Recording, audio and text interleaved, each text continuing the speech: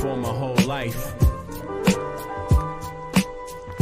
The ones that came later in my life. Investigators say Thomas Crooks looked up information on Michigan high school shooter Ethan Crumley and his parents and checked out websites detailing how to build explosives. Plus, moments before firing his AR-style weapon, he took a screenshot on his phone of the Trump rally live stream. From Crooks' car, investigators recovered rudimentary explosive devices, a drone, a bulletproof vest, and additional magazines for his weapon. Let's get straight to retired Secret Service agent Robert McDonald for more insight. Robert. So it appears that there is more to this assassination story than thing which came out previously, as the investigators do their research. Now, there's a lot of conflicting sides here. Obviously, there's Republicans and conspiracy theorists that are, they're on to any conspiracy. They take hold to any conspiracy, and the conspiracy can change from one day to the next, and they will hop and hold on to the next conspiracy. But it's really odd because the information that they're finding out is through the investigation that the government is putting on. So how could it be a conspiracy when the government is, they're the ones that are releasing this information as they collect it? But in any case here. Great to see you. We are learning just in the last several minutes that the Secret Service Director, Kimberly Cheadle, will appear before the House Oversight Committee on Monday. The spokesman for the Secret Service saying that just a few moments ago. You think that's a good idea? Good morning, Jim. Great to be with you. Yeah, I think it's a great idea. I think the Secret Service needs to get its messaging out and be able to be ready to answer some very tough questions, which I don't think we've been answered so far. We've got a couple of components here. We've got the failures of the protective advance that allowed to the shooting. We have the pretty good response of the shift in and around the immediate vicinity of the former president. And now we've got the aftermath and the whys and wherefores of how this happened and how we prevent it from happening again. So I'm hoping that they're working on getting all those answers and getting them ready before the testimony on Monday. And I know as part of the Secret Service's work that you sometimes pay visits to people who are making threatening comments about the president, might be a threat to the president, and so on. I'm curious what you think of this new information that is coming in that this shooter, this gunman, last Saturday was doing searches of the Michigan school shooter before this attack. Obviously, that's not something that the Secret Service would pick up on. But I think it's a pretty interesting clue as to what was going on. What do you think of that? No, you're absolutely right. The Secret Service takes those type of things very seriously. And when information is brought to their attention before a protective visit or just in the course of a regular day, the Secret Service physically goes out and visits those people to find out what's going on. Are they having some mental health issues? Are they off their medications? Do they have incredible hatred towards the protectee? We take intelligence and the intelligence response very, very seriously, and again, want to build all of those things into our protective advance mechanism that goes into place for any of these visits. And in your view, Robert, I know you weren't there, and obviously you don't want a Monday morning quarterback, folks, but I mean, what went so wrong with bystanders alerting officers about a man perched on top of the roof and that information not getting to the Secret Service in time to stop this from happening? I've covered a lot of rallies over the years. That just seems like a complete breakdown of some sort. Without question. And, there are mechanisms in place, as you know, having been around us for a long time, of message passing between agencies. There are mechanisms through the command post where real-time information can be passed from one agency to another so that things can be checked out. There's some serious questions here on why that information did not get to where it should have, or why it didn't get in a more timely fashion. Again, more questions seem to be coming out as we get more and more information from witnesses, from police officers who were on the scene. Again, very troubling as to why this happened, that a 20-year-old young man was able to get onto that roof in a 150-yard shot and hit the former president. And we don't want to forget the fact that we lost the life of a person that was attending that event, and two people have gotten injured. So a lot of factors here, again, that the Secret Service needs to take responsibility for the implementation of this security plan at that location. And when you hear about what investigators found in the shooter's car, this rudimentary explosive device, a drone, among other things, it just sounds like there were red flags that were missed. Again, as you said, not to Monday morning Yeah. quarterback, but as we peel back the onion here, there do seem to be a number of blips on the screen that should have potentially allowed for some other actions or other interactions or other surveillance on this young man. This could have been a whole lot worse than it was. It was bad enough, but this could be a whole lot worse than it was, and we could be having a whole different conversation right now if other factors were allowed to play out. All right, Robert McDonald, thank you very much. Now, there's actually now on Instagram, and there's been this connection between Blackwater that people have been throwing out. Again, conspiracy theories are coming out from all over. And I myself, I'm not surprised, because conspiracy theories, particularly political ones aimed at the U.S., what can you say, government, the history of the government, um, there's always a conspiracy about someone, the government, trying to stop people from, running, or playing a role in the political world, right? I mean, there's been assassinations that have happened before, and there's always been conspiracies connected to them. Always. That's part of the, you could say, history of the country. Keep in mind, a murder and assassination is a conspiracy in itself. Someone had to conspire, right? But is it, multiple people? Who knows? But in that case, let me just go flip out of this for 1 second and play you something else that is interesting. And it just recently came up, just to affirm what I was saying about some of the BlackRock theories that have jumped out as of late, the last few days. But here's a video, and here's some commentary. It's on Gloria Avalez's Instagram. Here, let me see. Can I get that up real quick? Yeah, it's right here. Check it out. Yeah. Yes, it was indeed Crooks that is in this commercial, and they have now pulled the ad from circulation. Let's be clear. We're not saying that BlackRock had anything to do with the assassination attempt. What we are saying is that the connection between BlackRock, Larry Fink, who, by the way, is a huge Biden donor, and Thomas Matthew Crooks is very weird. You know that Right. Thomas Matthew Crooks, the guy who shot President Trump in the ear and failed in his assassination attempt, but did kill one of his supporters, was in a BlackRock commercial. Can't make this stuff up. Here you can see Crooks in the 2022 commercial, along with other students from Bethel Park High School. BlackRock, of course, is the world's largest investment company. It manages $10 trillion worth of assets and is a leader in the rebuilding of Ukraine. BlackRock released a statement saying that, yes, it was indeed Crooks that is in this commercial, and they have now pulled the ad from circulation. Let's be clear. We're not saying that BlackRock had anything to do with the assassination attempt. What we are saying is that the connection between BlackRock, Larry Fink, who, by the way, is a huge Biden donor, and Thomas Matthew Crooks is very weird. Okay, so I actually looked that up, and it is true, essentially. What's being said. This is definitely a BlackRock definitely donates some money to Blackwater. As a matter of fact, let me pull that up and see exactly how much is said here. Let's see. In the United States, the Democratic Party is generally more supportive of campaign finance reform compared to the Republican Party. This stance is... Oh, wait a second. That's not the right one. Hold on. Which political parties?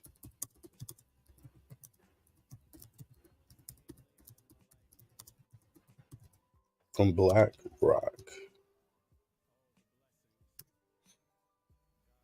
Let's see here. Is this coming up on the screen? Yeah, it is. Okay.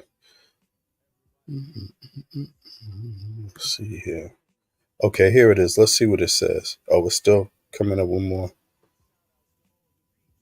detail. Okay, let's see. BlackRock, one of the largest investment management firms in the world, does not explicitly support political parties, but contributes to both Democrats and Republicans through its Political Action Committee, PAC, and individual executives' donations.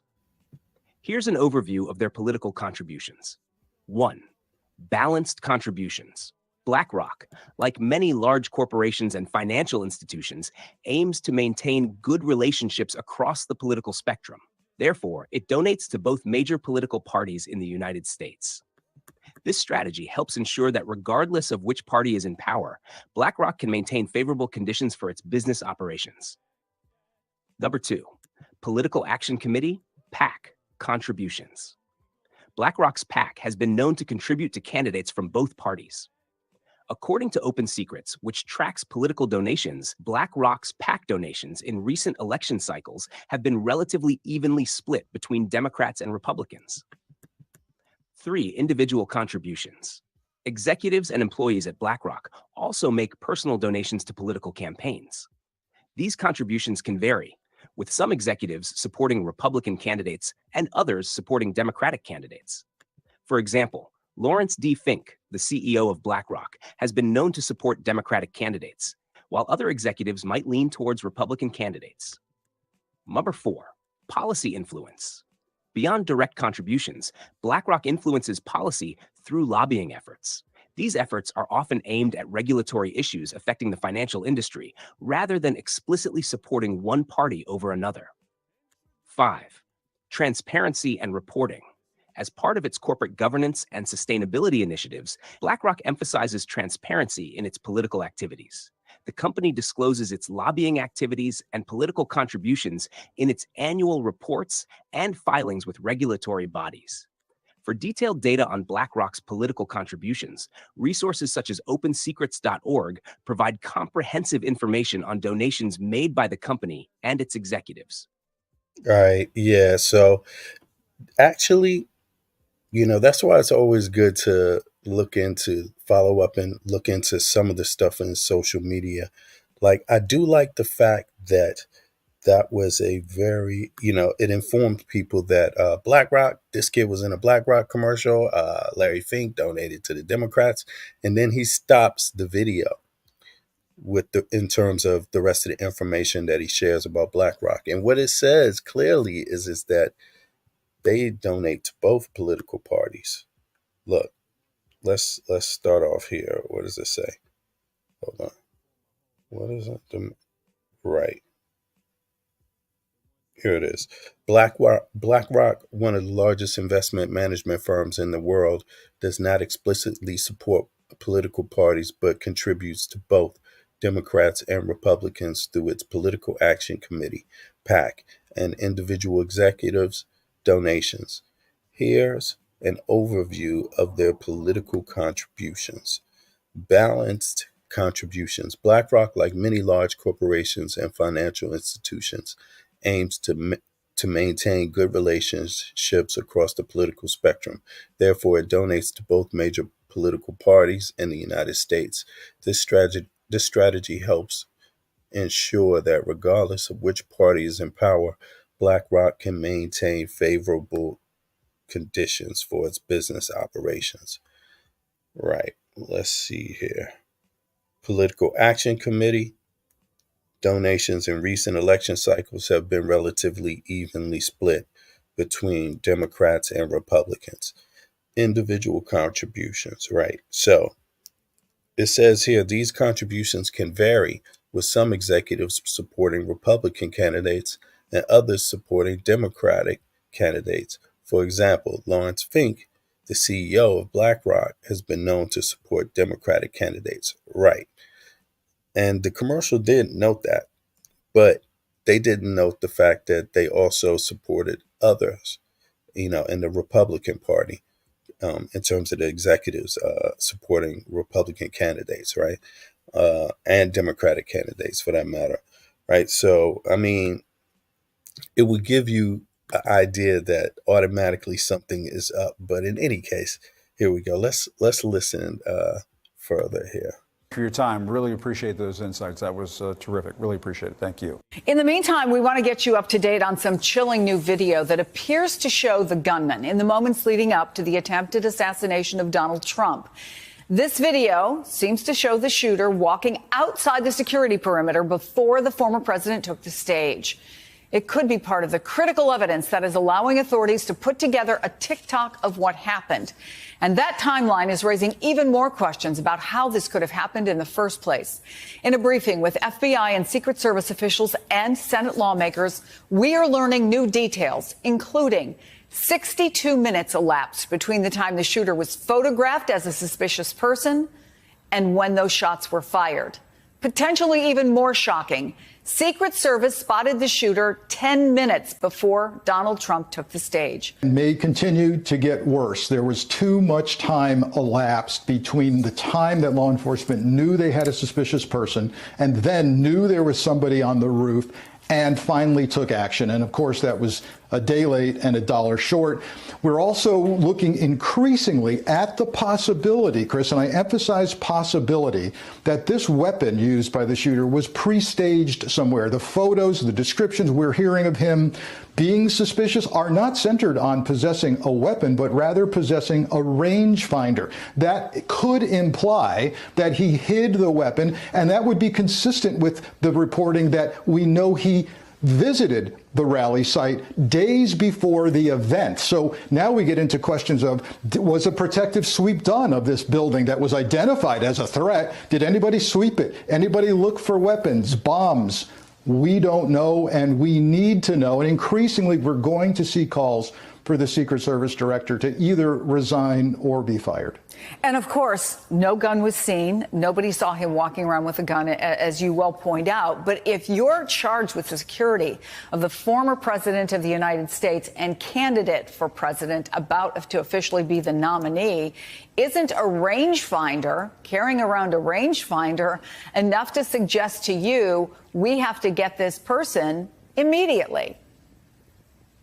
So yes, probably. The good news is law enforcement was searching for him. They lost him. Reportedly, a sniper lost him in his sights as he was scanning the crowd, knowing we're looking for this suspicious person. But also, I do have to point out two things quickly.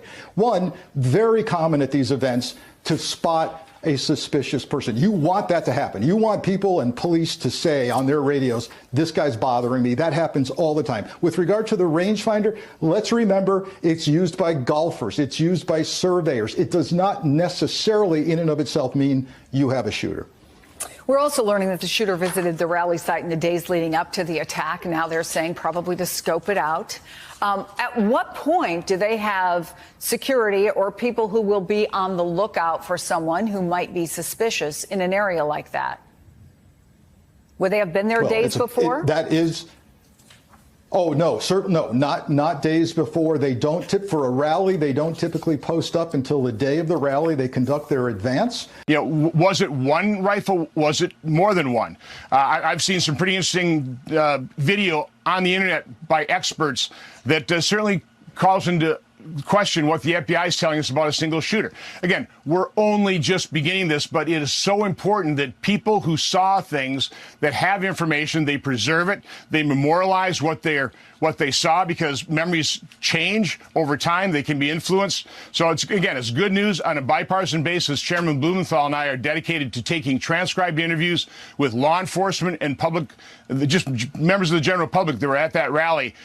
No matter how insignificant your piece of information might be, it might lend to provide the full story of what happened, because the American public needs to understand what happened here. So are you questioning whether or not there was a second shooter? Is that what you're questioning? Or if the shooter had a different gun? I saw an extremely convincing video online. I know it's all over the place. There were 3 distinct shots early on, followed by another 5 in more staccato, more rapidly fired, and then the final one, which we believe took the shooter out. How do you explain that? He said he saw an extremely convincing video online. Does this guy not know about AI or anything, internet technology at this point? I mean, that's not an excuse in itself. It being online doesn't render it convincing. It's interesting how he just throws that out there. If you saw a video online, report it to the FBI, right? Ask them. He's in the government, right? Isn't this, who is this dude right here? Hold on. I'm sorry. Who is this guy actually? Johnson, Senator Johnson, Wyoming, right? Or is this, yeah, Republican, right? And Senator Blumenthal, Democrat. Okay. So, right. In any case, let's hear some more. I don't know. I'm not an expert. But the individual putting that video out says it clearly shows that there are at least 3 different weapons fired that day. Again, I don't know, but we can't trust the FBI and the Secret Service to. But he's trusting the video he saw online, and he doesn't even give the sources.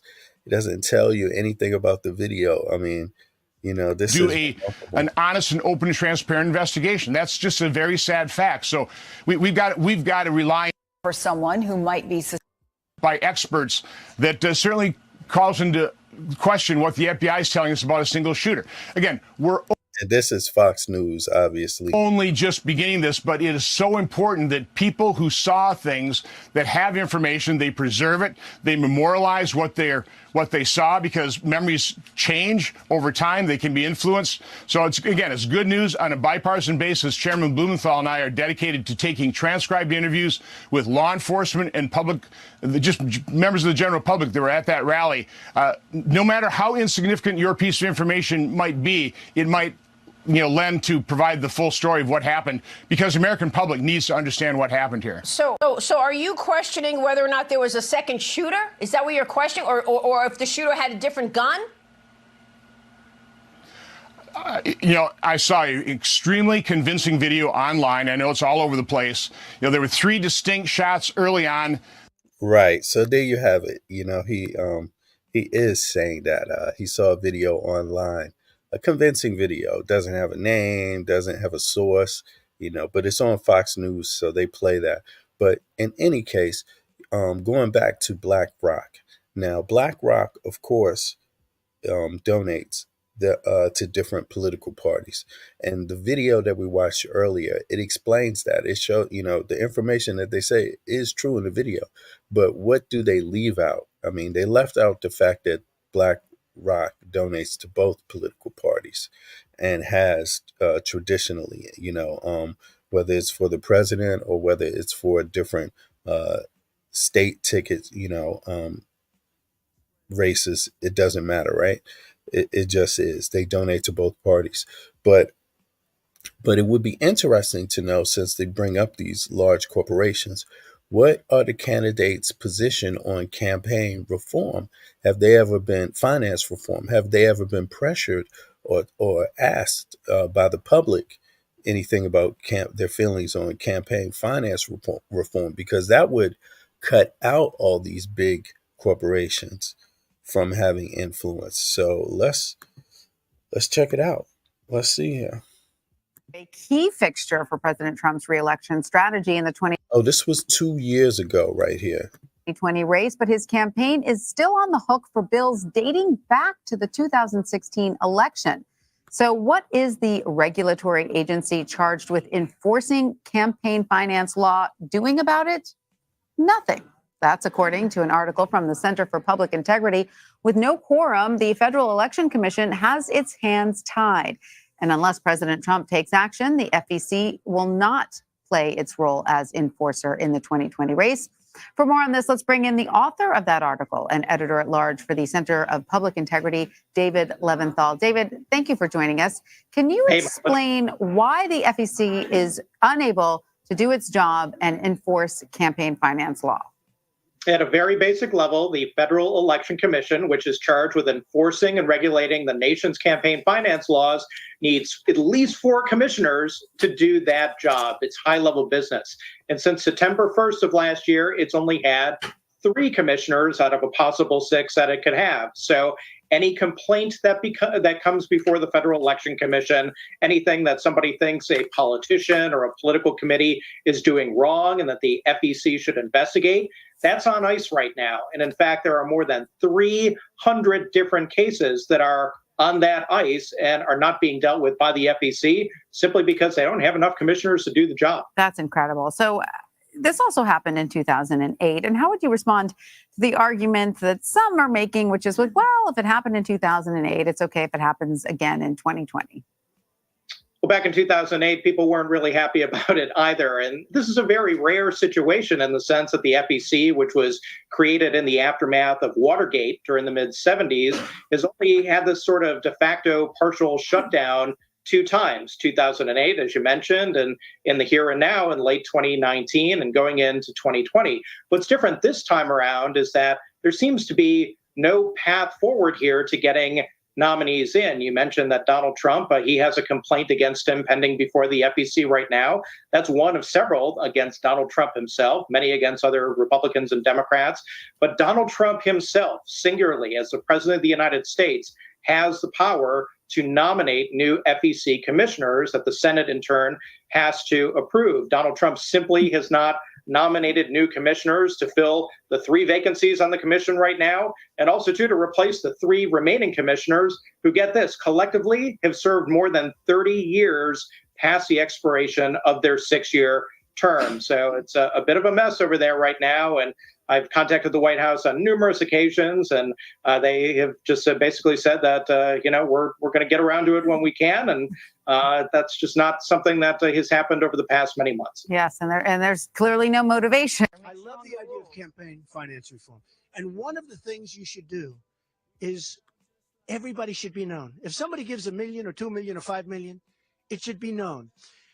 And I will tell you this nonsense with PACs where they have millions of dollars raised, $100 million raised, and they don't coordinate with the other people. I mean, Bush puts his best friend in there. They don't talk. You're not allowed to talk. Do you really believe that that doesn't happen? Okay? They're not allowed to talk. Okay? They play golf on Saturday, but they don't talk about the $100 million or where they're going to invest. Come on. We're not babies. It's a shame. It's a disgrace.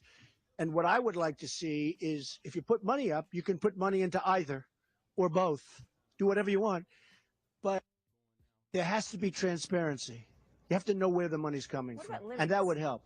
Limits to the amount of donations. Limits, okay. What about Al Gore? All right. So, something just happened that I wasn't even aware of, but let's peep it here. Oh my goodness. Joe Biden dropped out. Okay. You're watching BBC News, some breaking news from the United States, where President Joe Biden has said that he is going to stand down from the presidential race and not seek re-election to the White House in November. He has said that he will step aside as a candidate and he will focus on fulfilling his duties as president for the remainder of his term. He adds he's going to speak to the nation later about his decision. So this information has come to us via X, formerly known as Twitter, the social media platform, where Joe Biden has posted a letter. It reads, "My fellow Americans, over the past 3.5 years, we've made great progress as a nation. Today, America has the strongest economy in the world. We have made historic investments in rebuilding our nation, in lowering prescription drug costs for seniors, and in expanding affordable healthcare to a record number of Americans.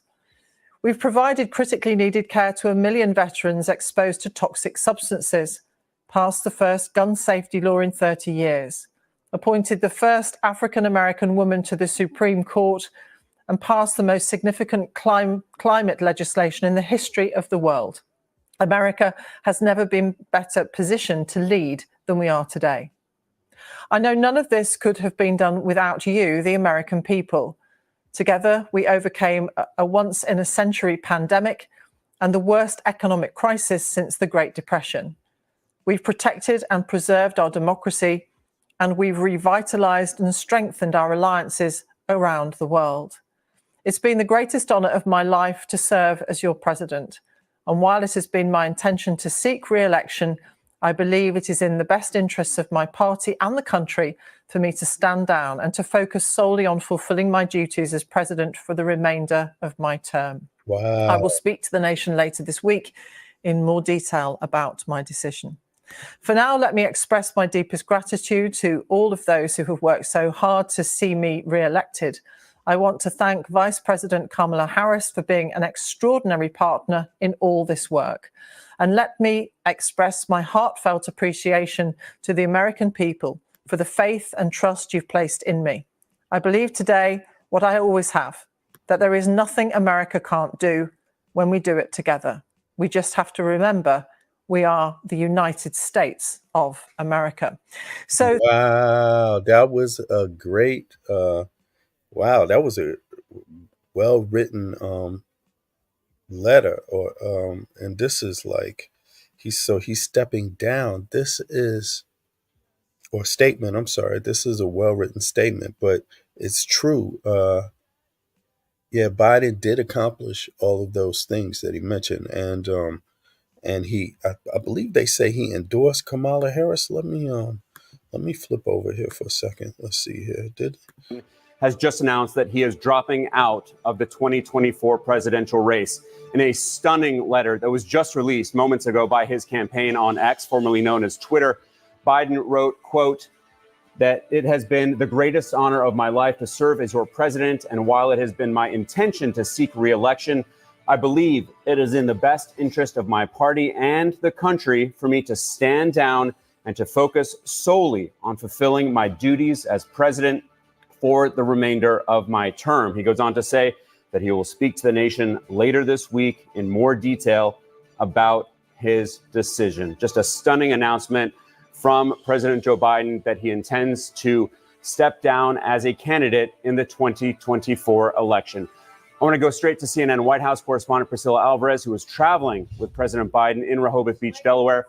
Priscilla, what are you learning?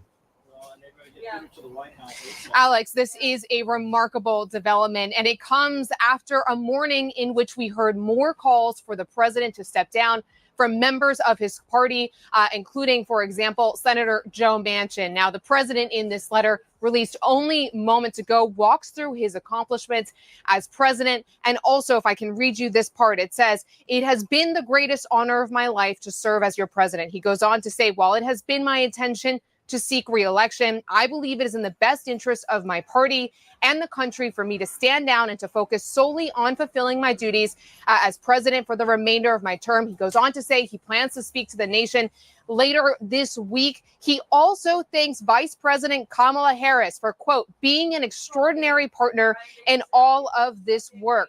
Now, of course, Alex, this comes after that disastrous debate performance by the president in late June. It was after that stoked so much anxiety and panic within the Democratic Party and led to a wave of calls over recent weeks for the president to step aside, to withdraw from this race. And this was something that, despite the president getting back on the campaign trail, despite private conversations with multiple lawmakers, and despite a campaign that up until this point had been maintained, even just yesterday, that he was in this race, it appears that we hit that breaking point. Now, of course, the president has been at his residence here in Rehoboth Beach, Delaware. He has been self-isolating because he was diagnosed with COVID earlier in the week. It was that diagnosis that pulled him off of the campaign trail at a pivotal moment. He was in Nevada.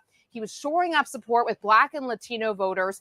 And it was before one of his last events that he got that positive COVID diagnosis and had to be blitzed back here to the East Coast, to Delaware, where he has since been self-isolating. It has been during that time that he's also been deliberating. He is with his closest advisors and his inner circle in what has been a challenging and at times frustrating time for this campaign. Now, we should also note, Alex, that earlier today on the airwaves, the president's allies were saying that he was in it to win it. Again, this was the resounding message that we were getting from the campaign time and time again. But this letter tells us that the president, upon self-reflection, upon all of the calls from Democratic lawmakers, allies, and donors for him to step aside, has listened to those calls and has decided to not seek re-election, in what we really just cannot overstate how remarkable a moment this is. We are on the cusp of the Democratic National Convention.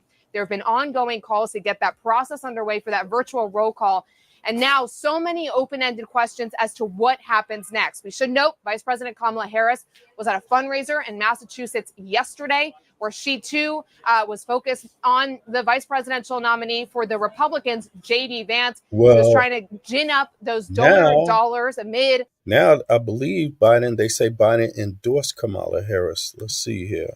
And his announcement comes as more lawmakers are joining the widening group of Democrats calling for him to step aside. Right now, the list is at 38 congressional Democrats. That includes, though, Senator Joe Manchin, who caucuses with the Democrats but has changed his party affiliation to independent. He made that announcement today, and he also was on Face the Nation with Margaret Brennan. Also on Face the Nation today, we heard from Dean Phillips, who mounted his own unsuccessful primary campaign against Biden, and he told Margaret Brennan that Biden had lost the confidence of Congress. So we know that the voices have been sometimes trickling, sometimes coming out in larger groups. It had appeared that there was a sort of coalescing even at the top, that lower ranking members of Congress were, quote unquote, being allowed to make these public statements in which they were wishing Biden would step aside. So certain leaders, Schumer, Jeffries, Pelosi, certainly have been reported as behind the scenes saying you have to do what is good for you. Many frontline Democrats, Democrats who are in very competitive races of their own, have been outspoken in saying they believe the president should step down. Of course, this all started after a very poor debate performance, the first debate against former President Trump, in which the president admitted he had a bad night. Later, it was revealed that he had a cold. And now, of course, we know that the president is in Rehoboth, his home in Delaware, recovering from COVID-19. We did get a report from the White House doctor today saying he continues to improve. He had his 8th dose of Paxlovid. But this is certainly an enormous development here. The president saying that he will not, while he did intend to run again, he believes it is in the best interest of the party and country for him to stand down and solely focus on fulfilling his duties as president. This, according to a new letter that was posted on X. The president also says he will speak to the nation later this week in more detail about his decision. Of course, what happens next? That is the big question that we will all be wondering. We will all be asking, will it be sort of an open primary? Of course, while Dean Phillips did challenge the president, by and large, it wasn't considered sort of a serious campaign against the president. He won his primaries handily. That was one of the arguments that he said he was staying in the race, in addition to polling in his campaign, continually saying that they saw multiple routes through the electoral map. But now clearly the president, and listening to members within his own party, and saying that he is going to step down. So will it be Vice President Kamala Harris? Will it be some other names that many Democrats saying they have a deep bench, successful governors that they would like to possibly have in the running as well? Senators Casey, Whitmer, Kelly, those have been some names. And we are now going to go to a CBS News special report on this news that President Biden is stepping down. Let's go ahead and wait for that special report. Democratic colleague about how so many House Democrats are worried about Biden's ability to win, worried about their own political future. And President Biden is watched as some of his closest allies in the Senate, like Senator Sherrod Brown of Ohio, who shares many of Biden's views, his appeals to working voters and union members. They've started to break with Biden publicly, put aside any kind of private whisper. And so this has been a tortured decision, I'm told, for President Biden, something he arrived at after a long and winding series of conversations where until the very end, the 11th hour here, he was insisting to many in his family and his inner circle that he wanted to stay in. He firmly believes even now that former President Trump is a threat to American democracy. Think about why Biden decided to run for presidency in the winter of his political career. He has always cited Charlottesville and the white supremacist gathering in 2017 in Virginia as a reason to get in. He fears the rise of what he believes is an authoritarian streak in the Republican Party, the rise of white supremacy broadly in this country. And that has compelled him to stay in despite all of these mounting concerns about his age and his political ability. He believed until the 11th hour that he beat Trump once, he could beat Trump again.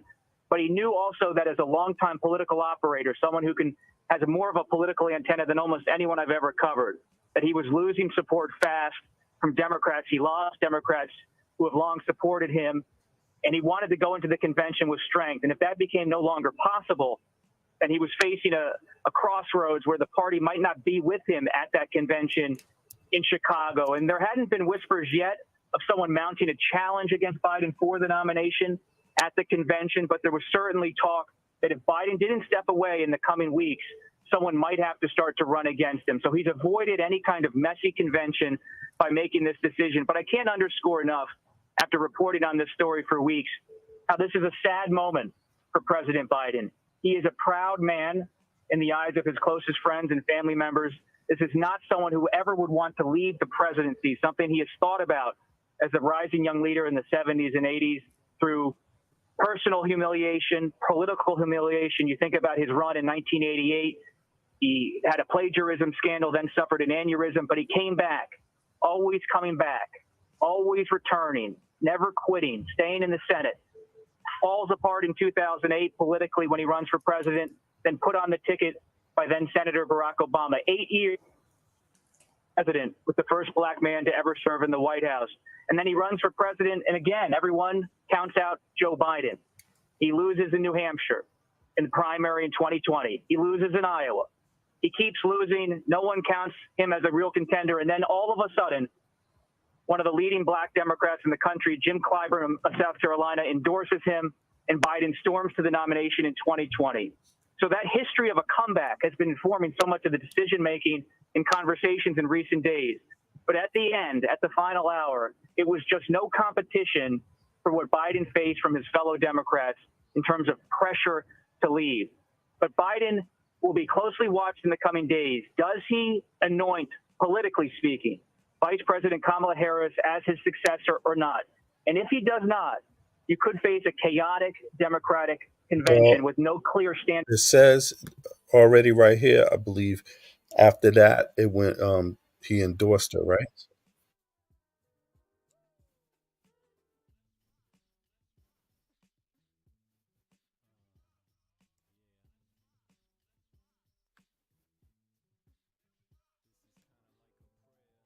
We're focusing on the fact that she was going to have to build a campaign operation. So even though she's getting that war chest from the Biden-Harris campaign, there is a to become not only the top of the ticket, but the first black woman to be elected. He told me that she told her that this was really going to be a race that she was going to try to not take any constituency for granted. I was also told in the last few weeks that her allies were focusing on the fact that she was going to have to build a campaign operation. So even though she's getting that war chest from the Biden-Harris campaign, there is this idea that she's going to have to build a different kind of campaign tailored specifically to her. And as part of that, she's going to have to be thinking about her path to victory. I'm told by sources close to her that they're really looking at states like North Carolina and Georgia, thinking about Southern African-American voters and really mobilizing them the most. But there's a long, long to-do list here. Of course, first picking her vice president, but also shoring up donations, because at a time like this, in the last few weeks, donations had plummeted to Democrats, into the Biden campaign. So there are a lot of people who are now sort of saying that there are a lot of... Apparently,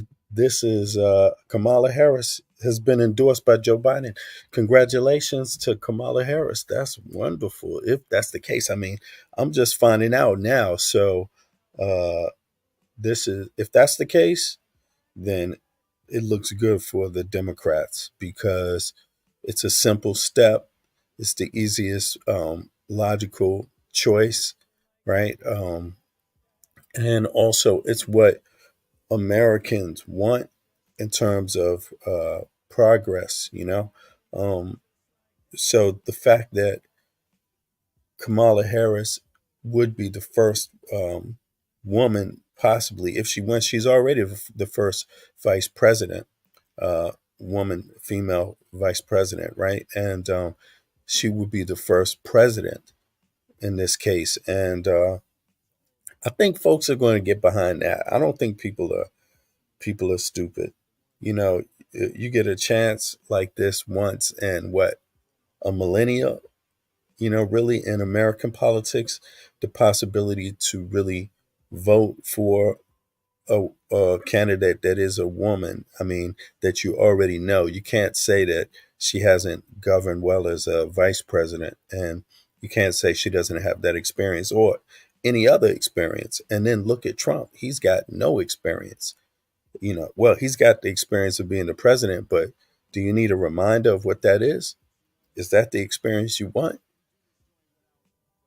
Or is your phobia going to stop you from voting for the first woman candidate that's viable, right?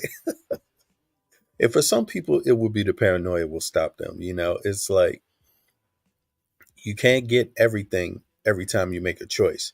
You have to narrow things down and make a path. So, even some persons, from the very beginning have not liked Kamala Harris, mainly because of they question her background. Same thing they did for Obama. They question her. Some people question her blackness, and I'm like, she went to Howard University. There's a lot of black people there. That's part of the experience that you go there for, right? So to me, I also think that's kind of like a political trope. Like, when people start trying to figure out how black a candidate is, it's always the Republican side that does that, and it's interesting because I think it speaks to the focus that they have. They're not focused on your mind, what you're saying, what your thoughts are.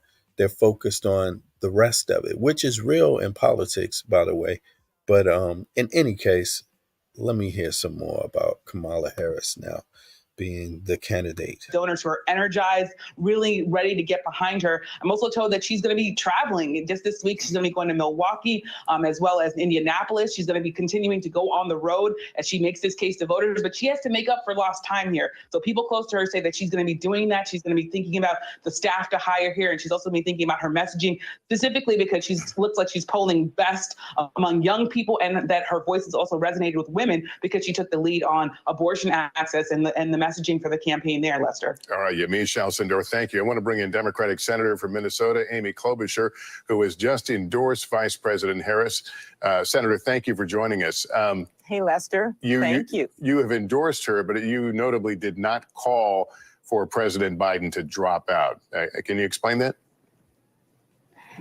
I think that people play different roles over this last month, but for me, this is not about looking in the rearview mirror. People express their concerns in different ways, but ultimately this was the president's decision, and he took the honorable path, Lester. He took the path which is consistent with his career of conviction, of integrity. And I know it's not just about his legacy, getting us through the pandemic with Vice President Harris at his side, working so hard to bring NATO together, moving forward on taking on the pharmaceutical companies. It's also about the future. And his endorsement of Kamala Harris shows that he is laser focused on the next 6 months, yes, but also on the years to come. Do you think we will continue? We've seen a groundswell of people in Democrats endorsing Vice President Harris. Do you think that will continue, that this will be a non-issue? She will be the person in short order? Well, sure. We're a big tent party, and that's why we win. We bring people with us. And so perhaps someone else would run. I don't know. But what I know is she's gathering, yes, was mentioned, progressive endorsements, but Mark Warner, who is a moderate Democrat, he endorsed her. Mark Kelly, which you noted on your show, he endorsed her. So I think you see a coming together for a candidate who is a strong person. I know I ran against her for president. I saw how strong and fierce she is on that debate stage. But more than that, she brings the receipts. She's been a leader on the world stage. And she also, again, has worked on all of these policies and efforts that have brought us to fuller employment in a much better place than where we were coming out of the Trump administration. And finally, I cannot wait to see this scene where she's taken on Donald Trump, who said that he was proud to have overturned Roe v. Wade. He just said that in a video. And then she's the one that had cross-examined the very justices that made that decision to overturn Roe v. Wade. She will be able to make that case stronger than practically anyone. I just spent part of last week in Milwaukee at the Republican National Convention covering the activities there. It was a strong show of unity. What will the Democratic convention look like coming out of this crisis, if you will? We always like to make news for you, Lester. Come on. So the Democratic convention is going to be live. compared to the Trump convention. Let's just be honest. And it's not going to just be live. It's going to be real. It's going to be, it's going to have a lot of people, bring a lot of unity there. And that's exactly what Republicans right now, especially, they don't support unity. They're very, their platform is to be against other people. That's essentially their platform. And that doesn't work in a democracy. You have to bring something to the table. Also, you have to be for some things. And in politics, you have to be for things that are for the majority of people. Number one, for starters. But let's First thing continue. you're going to see is kind of a speed dating situation for the vice presidential candidate, because there's just not the time that we've had in the past. However, Kamala Harris knows these leaders, some of the leading candidates, and I know she's going to pick someone that she can trust, that's a great leader and can govern, and then someone who is actually will augment her skills. So we'll stay tuned for that. Then you're going to have a convention that I predict will be unified. There'll have to be a process to get through this if there are others running, because as I said, we're a big tent party. But I promise a positive, unified, and yes, exciting next few weeks. Could this be a moment that falls in the category, be careful what you wish for all those people who did call for the president to step aside? Is there still some difficult days ahead here, things that stand out to you potentially? I just think there is, some people are focused on the bitterness and what this person did and what they wrote and what they called. We don't have time for that. I'm sure there'll be books written. I'm sure there will be movies made about this last month. But the point is that we have to go together unified and put all that behind us. There is simply not time to dwell on the past. All right. Senator, good to see you. Thanks so much for taking time. It was great to be on. Thank you. All right. Today, President Biden's challenger, Donald Trump, reacted to the news, calling Biden the worst president in history. It's a pivotal week for Donald Trump, leading in the polls after surviving the assassination attempt last weekend and securing his party's nomination. Did you hear that? Donald Trump called Biden the worst. Is that a surprise? Is that even a surprise? I mean, he had to put his 2 cents in it, apparently. So, yeah, but it is what it is. But let's check this out instead. Check this. Let me see. Vice President Kamala Harris has issued her first public statement. I don't know if you have it right there, but presumably it's on your phone. If you didn't have it, maybe you could read it to our viewers. Yeah, I've got it, Wolf. We do have the first public statement from Vice President Kamala Harris in the aftermath of President Biden dropping out of the 2024 race. She says that she was honored to have received President Biden's endorsement and intends to earn and win the nomination for the presidency. This, of course, is the first time that we are hearing from him. We did report earlier that President Biden and Vice President Harris did speak on the phone earlier today. That is not surprising. Just a little bit more from the Vice President's statement here. She says, I am honored to have the president's endorsement and my intention is to earn and win this nomination. And she also says, talks about how it has been such a profound honor to have served as the president's vice president, expresses her gratitude to First Lady Jill Biden as well, and talks about sort of the relationship that they have built over the years, including the relationship that she had with the president's late son, Beau Biden. This, of course, is something that the president has talked about in the past as having been a factor when he was trying to decide who his vice presidential running mate would be back in 2020. The vice president also says in her statement, with this selfless and patriotic act, President Biden is doing what he has done throughout his life of service, putting the American people and our country above everything else. Wolf, all of the attention now is going to really be on Kamala Harris. This has already been the case for. That is such a big thing for Biden to do. I mean, after all the pressure, even though I thought it was, I don't know how it was dealt with, wasn't necessary. But in the end, Biden decided himself that he would step down. So I like that move personally because, the future of the country is not only in one person's hands anyway. It's supposed to be plenty of more people that can serve, right? That can run. And in this case, all the Republicans ever had was Donald Trump. And the Democrats apparently have more. So So now it's going to be Kamala Harris. Pretty much, we don't know yet, but it sounds like it's going to be Kamala Harris, and people are going to have to get behind her. And congratulations to Kamala Harris on that.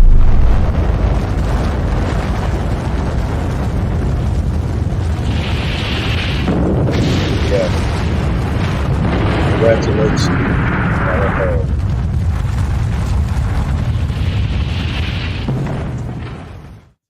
Because she would be really the first female candidate, viable one that is, number one, has the experience of being the vice president, but number two, has won on a big ticket, presidency, the last cycle that they ran in and won, and now she has the ability to move forward as the president herself. So that's a first, pretty much in history. Yes, that's a first, and that is kudos to Biden. Also, I mean, I know Donald Trump probably hates that, but let's take a look and see for a second about Donald Trump on this.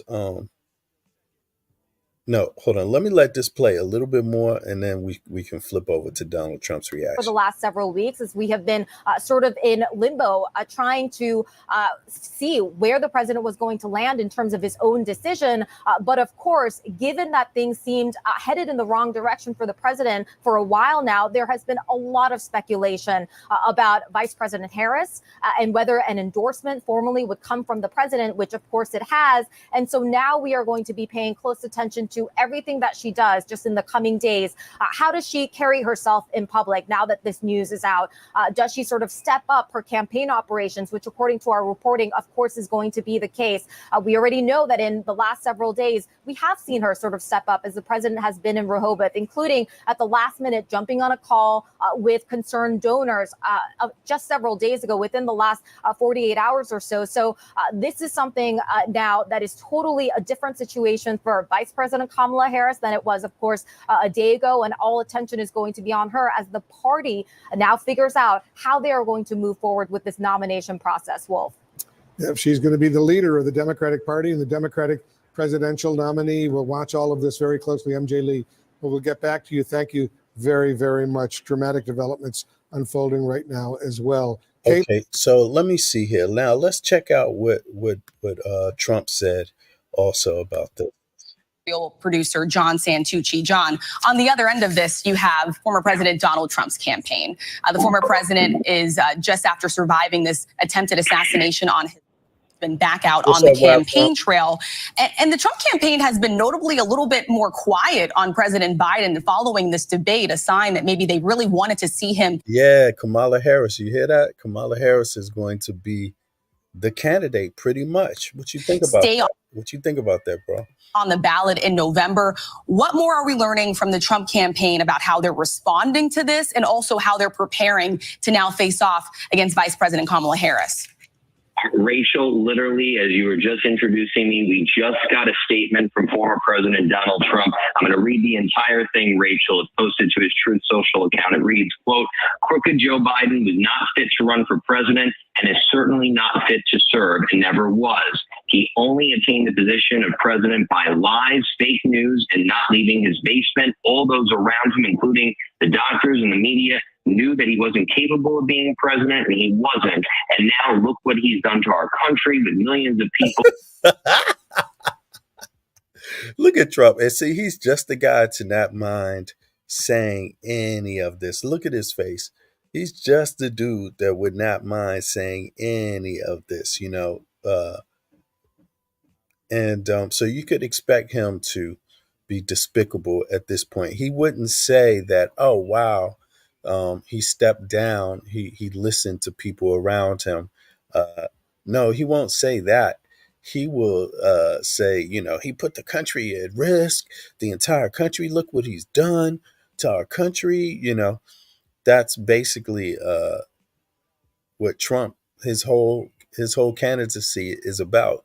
Let me see here. What Wild Funk say? Been a while, brother. Hope you and yours. Yeah, man. Fun times in great USA. Yeah, exactly. It is true, man. It's interesting times. Kamala Harris, it appears, is going to be the candidate, so to run for the party, but for the Democratic Party, that is. And Trump is cold dissing Biden, but that's to be expected, obviously, because now what can he do? He doesn't have some. He's got to make up some new disses that will be on Kamala Harris. We know what they will be about. It's going to be about her color or her background. By the way, um, Trump's family himself came to the United States, to America, that is, um, after the Civil War, some decades after, like maybe a generation after the Civil War. So he himself doesn't necessarily, or his family, have anything to do with the independence, Declaration of Independence, that war, the War of Independence, or the Civil War, the war to stop, or to end slavery. His family wasn't around, but we know he's going to be going after Kamala Harris's family, and background. We know that because that is what people do when they don't want to tell you about their own background, right? Essentially, in politics. Hold on, let me see here. Yeah, what do you think of Kamala? I might have an opposing view, bro. Uh, I've heard a lot of different stuff about Kamala, man, over the years.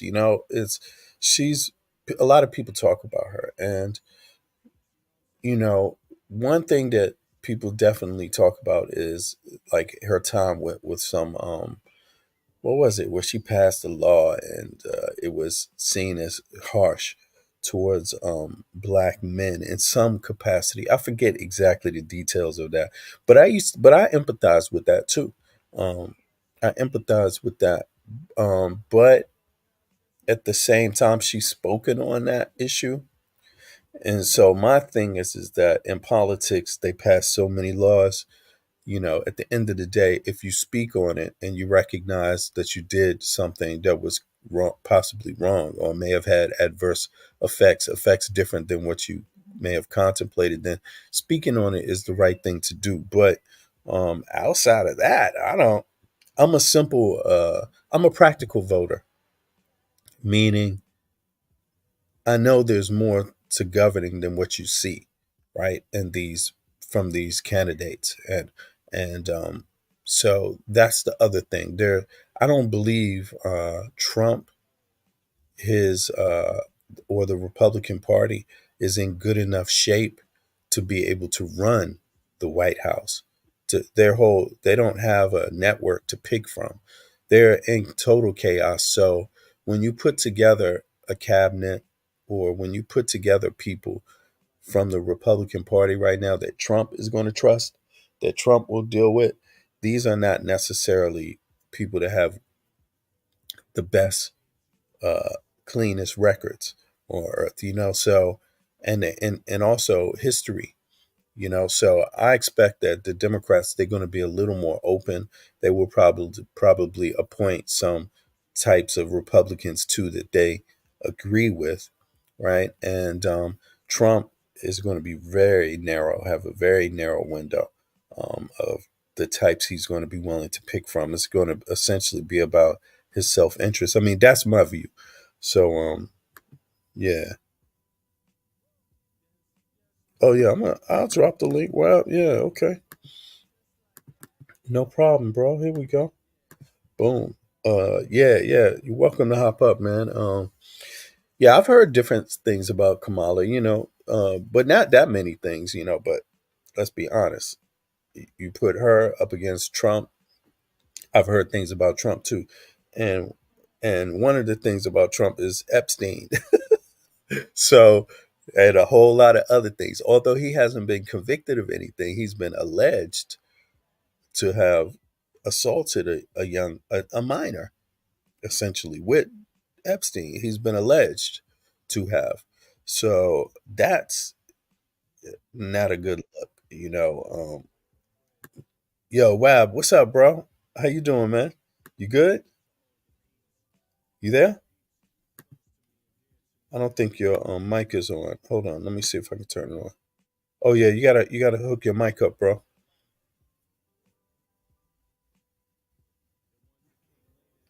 It must be in your settings, right?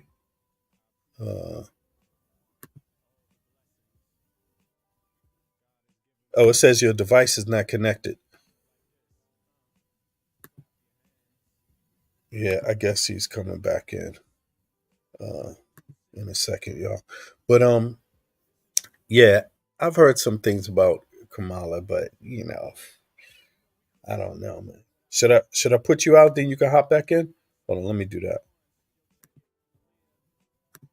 There you go. Yeah, try to hop back in now, Web. Yeah. Anyway, let me play some more of this. Let's see how it goes. Coming across our border, totally unchecked, unvetted, many from prisons, mental institutions, and number of This is Trump's comment about Biden leaving office. all those around, or not leaving office, but dropping out of the race. Including the doctors and the media, knew that he wasn't capable of being president, and he wasn't. And now look what he's done to our country with millions of people coming across our border, totally unchecked. Look, even this statement is incoherent because he acts like the media was talking about this years ago with Biden and people kept it a secret or something. There's some secret that they're keeping. It's like they just started asking him to step down recently. So, and then he's like, and now look, he's acting like all the border crossings is related to his medical state or him being old. And now look what he's done to this country. And, it won't work. In my view, it won't work. It's the same playbook twice. Now, I'll admit, if people get fooled by this twice, if people are fooled by this, then you deserve what the hell that you vote for. But I don't even see Trump as a viable candidate by any means. And it seems like no matter who you put him up against, the question for some is always going to be like, well, why they're going to put the onus on the person running against him? Why aren't you worried about this new person? It won't be Trump that they're worried about. They won't see Trump. A lot of people won't see Trump as the biggest threat, or the people that support Trump. They don't see that, and a lot of people, maybe they haven't picked a side yet and are still, maybe support Trump for some reason or leaving the window open for supporting him. I don't know, but to me at this point, I don't see where it could be. I mean, it looks like he's not the type of person at all you would want having that much power, number one, in government at all. Even you wouldn't even want him running the fire department in any city or a police department. You wouldn't want Trump doing that. This would be the guy where you're getting the hangings, and nobody's figured out who did a hanging in their state. Where it would be a black dude jogging and he gets shot, and nobody figured that out for a while. No hate crime, just they made us do it. We had guns, they didn't have any guns, but they wouldn't stop coming at us. This is Trump, literally. Let me drop the Wab. You see the link? Let me drop the link again. Maybe something going on here. But yeah. But that's my views on it. Let me continue here, and then let's see. Unvetted, many from prisons, mental institutions, and number of terrorists. He goes on to say, we will suffer greatly because of his presidency, but we will remedy the damage he has done very quickly. Trump goes on to end the statement, make America great. Oh, Trump. Yeah, he's going to fix all these problems quickly. Trump is going to do that, huh? Yeah, right. This is crazy. Again, of course, the signature line, Rachel, as you know all too well. Listen, the Trump team in recent days, Rachel, you and I have been reporting this together, have actually backed off attacking President Biden because they see an easier path to beat Joe Biden. Now, all of which to say, as again, because you and I do this together, Rachel, we reported earlier today, our understanding. It never turns out like they say anyway. Understanding for ABC News is that the Trump team had been building basically a just-in-case book to beat Kamala Harris. They've been doing research, some polling, and we know from our reporting, Rachel, that they've already looked at how they would, take some of the past statements of the vice president, now that, of course, Joe Biden's endorsed her, and start to build attack ads against her. The reality is that this is going to be a big. Well, the DNC, you know, they're the ones that's going to, they're going to be doing a lot of commercials. And as long as their commercials are substantive, they will work, because there's loads of contradictions with Donald Trump and him wanting to be president. Um, it's just ridiculous at this point. Yeah, but let me see. Of uncharted waters for the Trump team, because again, for much of the last 3 years, they've been gearing up for Joe Biden. So it is going to have to be a quick pivot. They are going to have to start to spend more money, especially on ads, which, as you well know, Rachel, a big bulk of Donald Trump's campaign cash has been used really for his legal bills over the last year, as he fended off the cases in New York, the federal cases by special counsel Jack Smith, and the investigations brought by Fulton County District Attorney Bonnie Willis in the efforts to turn the election there. I do think the other thing that I'm hearing from my sources, and I know my colleague Catherine Folders and you were hearing it as well, Rachel, is that one of the things they're going to do is attack Kamala Harris on immigration. But seriously, though, this is a big shot to them as well. John Santucci, thank you. We don't sell coffee, but we do help. Get back to you. Thank you very, very much. Dramatic developments unfolding right now as well. Caitlin, I want to go back to you.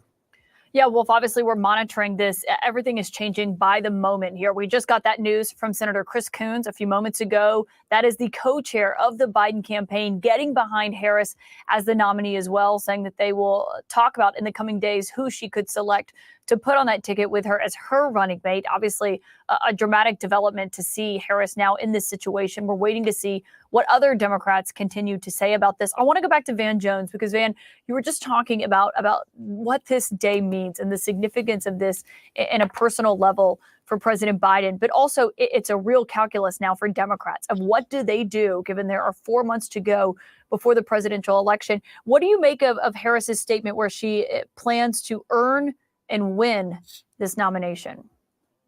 I think it's very politically astute of her to say that, because, again, this is a party that runs by rules, and we take the rules very seriously. Technically, Joe Biden can't just say, you're now the nominee. If Joe Biden stepped down from president, the Constitution says she's automatically president. But this is not about the Constitution. This is about the Democratic Party. And under our rules, it's the delegates who make the decision. It's not Joe Biden. It's not Kamala Harris. It's not Nancy Pelosi. It's not the Clintons. It's not the Obamas. Our delegates make the decision. And so she's being very politically astute by saying to the delegates, I am going to work to earn your support. I appreciate the support I'm getting from the Clintons and from everyone else, but I understand that it comes down to you. And by saying she's going to work to earn that support, I think that's very, very smart. So that gives the delegates the opportunity to feel that they can, they have a job to do. They have to make a decision here. Also, I think that she's letting other people know the water's warm. You want to jump in? You want to get some? You could try to earn these delegates' support as well. She's not saying, if you come against me, it's a problem. She's not closing the door. She's not saying, I accept Joe Biden, therefore I'm no. So that puts other Democrats in a very interesting position. If you're a swing state governor, if you're a rising star in this party, if you're a celebrity, if you're somebody who wants to say, look, I don't believe in Kamala Harris. I don't trust that she can win. I think I can win. What are you going to do?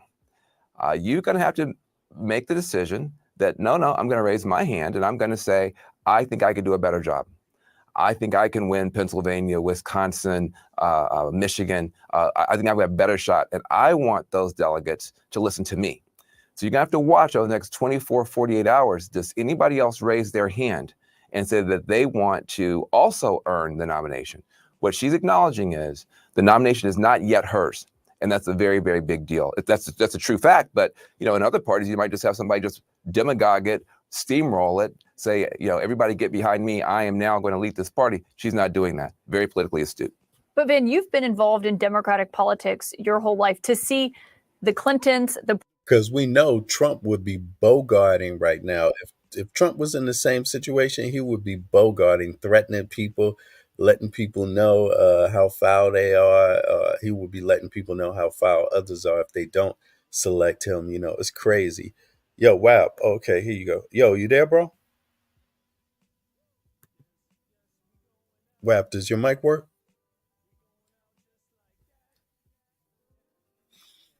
Yeah, I think you gotta fix your microphone. Yeah. Yeah, but in any case, we know Trump would be bogarting if he was in that predicament. But Kamala Harris is not, going to do that. She's going to take it according to the rules, with the rules, the intention of the rules, and also the rules themselves, right? She's going to go down that path and ask for the nomination, right? And but let's see. Can you hear me, Let's see how. brother? Oh, I can hear you. I can hear you. Go ahead, man. You hear? So you said you don't have you have some. Let me go back. Let me put your comment up. It says, I think it's you said I don't have much. I think what is Oh, this I the just said comment? I might have an opposing view. That's all. Yeah, there you go. I might have an opposing view. There you go, bro. Yeah, now go ahead. Yeah, what were you saying, Wab? Go for it. You there?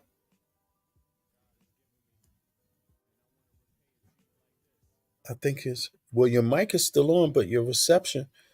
We can't hear you, Oh, brother. can you hear me? Yeah, we can hear you now. I can hear you now. Go ahead. Go ahead. Can you hear me now? Yeah, I can hear you now. Now it just came back on. Oh, yeah, I Go was just for it. saying, Oh, how's the way Australia? I see it, there's no use looking. Yeah, no, it's good, man. It's good. Can't complain. Okay. Winter time over this end, so yeah, it's quite Uh, cold where I'm staying. okay. But go ahead. Yep, let me hear your point of Yeah, views. Yeah. I don't know. It sounds like we might have a delay, but I was just saying, at this point, she's been selected. Whatever has gone on in the past, as far as the days prior to the VP selection, I don't think we should care about. What's done is done, right? Right. Oh, what do you mean? No, no, what's done is done. What do you mean? Um, What point? Go ahead.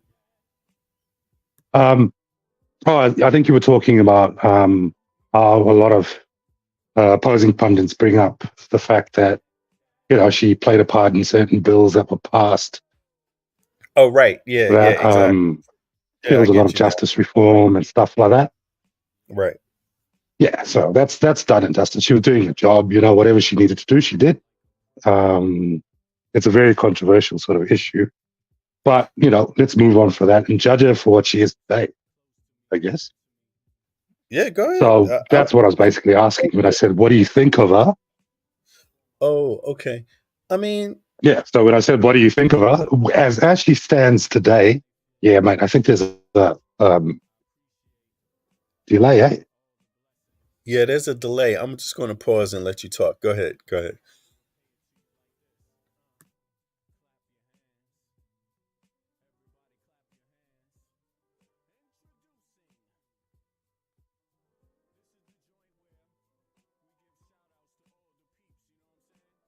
All right.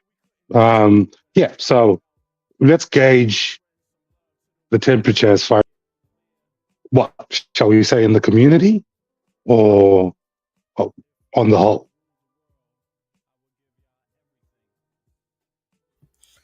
Go ahead, bro. Whichever one. It's okay with me. I'm just curious what your thoughts are. Go for it.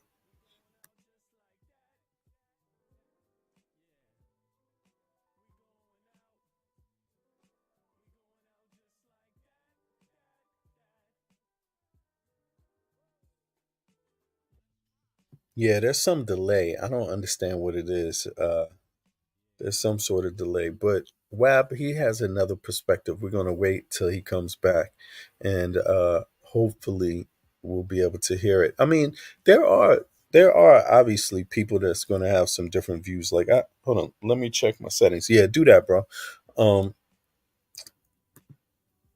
as far as vice presidents go in general, my view is that okay, you don't always hear that much from vice presidents. They don't want to drown out the president, and they almost never do that, but and they're also working on the same platform, obviously, because they're in this case, Kamala Harris, she ran on the ticket herself. So she's a part of making the ticket. There's a reason why she's there. Now There's not a phony reason why she's there in terms of the ticket. There's a real reason why she was there in the first place, you know. And so, Wab, you there?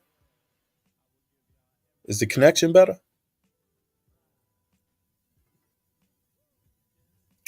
Yeah. So, in my view, there's a real reason why she's there, more so than, let's say, Pence. I believe Pence is there for real reasons too. He was Donald Trump's vice president. It's for real reasons. It's the election. They have people that support them. They have a constituency. So Kamala Harris is the same. She has a constituency that she's working with that Joe Biden can also work with.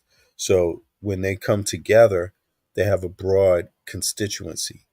You see, with Joe, that's something people need to be keen on when they look at how different parties select their president and vice president. At least this is how it works in the US, right? But the problem is here is that the Republican Party at this point with Trump, they select differently. They have it's basically Donald Trump that's running. You are bringing a constituency when you're the vice president, you're bringing your constituency, but you'll almost have no say, you know, because Donald Trump doesn't even respect that kind of Republican Party, you know. He wants that reduced. He wants that chain of command reduced in government, and he already does it in his own business dealings, as you could see, which is why he's 34 felonies and all of this stuff, taxes and fraud, right, among other things. I mean, with Donald Trump, you got the worst of the worst, essentially, and yes, you also have the caveat of him being one of the people that mostly was, more than any other person, I guess, was flying on Epstein's plane. So Donald Trump is just, I believe it's that, correct me if I'm wrong, but Donald Trump is just out there by all means. So, his vice president is going to reflect that. How the Democrats do business is a little different as a party. So they're more grassroots than Republican Party is across America. So they get the majority of votes. Number one, people should recognize that, or, no matter what, right? So what that means is that in most democratic countries, they would be running the show, the Democrats. But in the United States, because of the Electoral College and how it's meant to somewhat protect minority groups, things like that, they have that thing there. But it's outdated, people argue. I would say maybe it's outdated. I think it's outdated, especially in terms of how the minority carries shit when they get in power. They run amok, Donald Trump ran amok. He brought classified documents by, thousands of pages outside into his bathroom at Mar-a-Lago. Invite people from all over the world to come and party at his place. And by the way, use the bathroom if you must. It's a free for all. So I welcome Kamala Harris. She's the first woman. If the Republicans want to play ball that way, by having basically people that discriminate, that use nationalism and a phony concept of race, right, to put everybody else in fear and in a protect mode always, So I'm against that kind of politics, and I think it's sad that you have it in 2024 for the United States too, because I'm American myself, born and raised. And it is very, very sad to see this. Me being from where I'm from, people are a little more conservative than that. So I would never imagine a fool like Donald Trump existing. But it's my generation that come to see him. We've seen it. Now there is a Donald Trump, and it's becoming painfully obvious that there's something, rotten in the US, flat out. But let me play some more. I don't know what's up with Wab's audio, but I guess he's going to come back and see. if he can. Let's play the rest of this here. President, top senators getting behind her as the nominee. Do you think anyone else, if you are a governor or a Democrat who has a lot of star potential going forward, that they'd be brave enough to kind of get in this ring at this point with seeing who's lining up behind Harris so far? It would take an extraordinary amount of self-confidence, belief in self to do it. But are there doors that are still open? Yes, there are doors that are still open. For instance, Pelosi hasn't yet said she's for Kamala. President Obama, as usual, is staying very, very neutral, at least publicly, to make sure that, because he is the rock star of rock stars in this party, that he doesn't tip it one way or the other. And so you do have some doors that are still open. And so, but the grade just got steeper because Joe Biden gave the endorsement. He gave it immediately. The Clintons came out immediately. Wasn't just Bill Clinton. Let's be fair. It was Bill Clinton and it was Hillary Clinton, a beloved, powerful nominee. The last time we nominated a woman, it was Hillary Clinton. Hillary Clinton came out immediately and said, I'm with Kamala. So the grade just got steeper for you, but the door is not yet closed politically. It's certainly not closed from a bureaucratic or technical point of view. Kamala Harris wants to earn that nomination. I guarantee you the whip operation, it's called a whipping operation.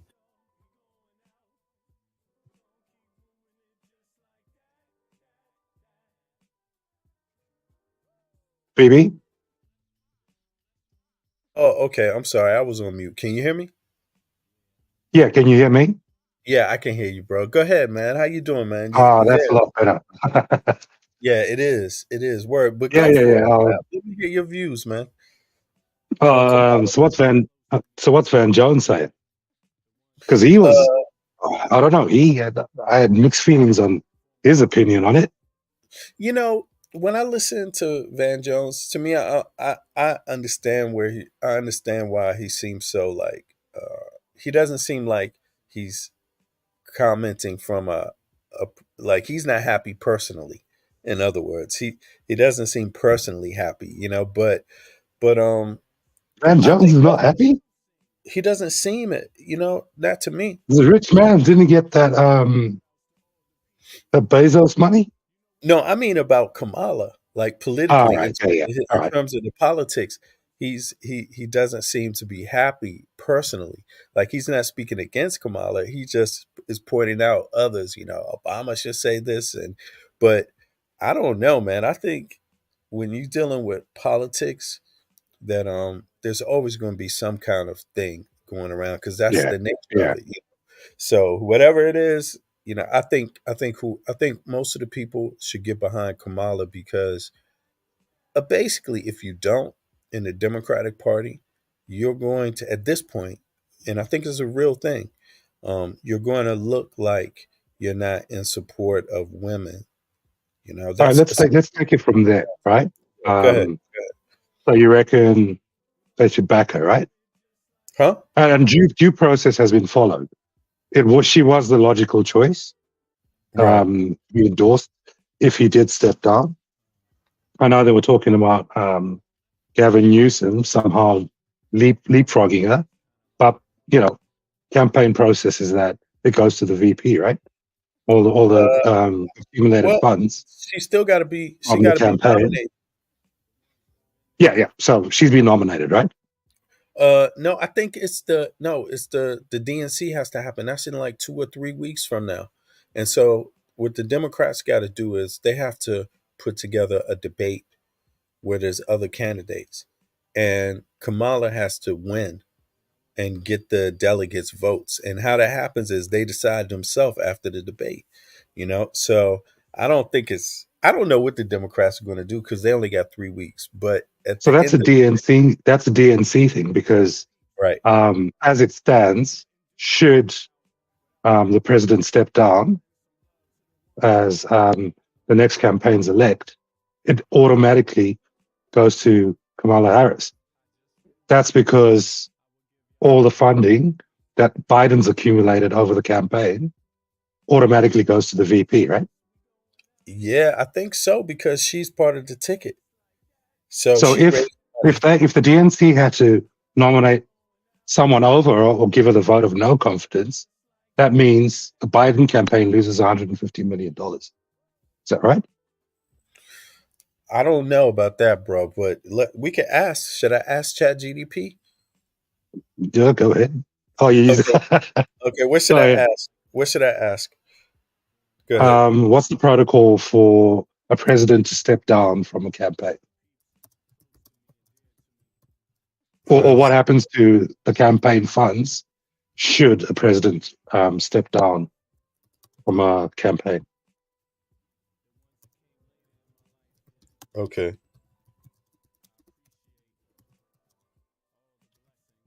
All right. Let me pull that up real quick. Let's see here. Here we go. Okay.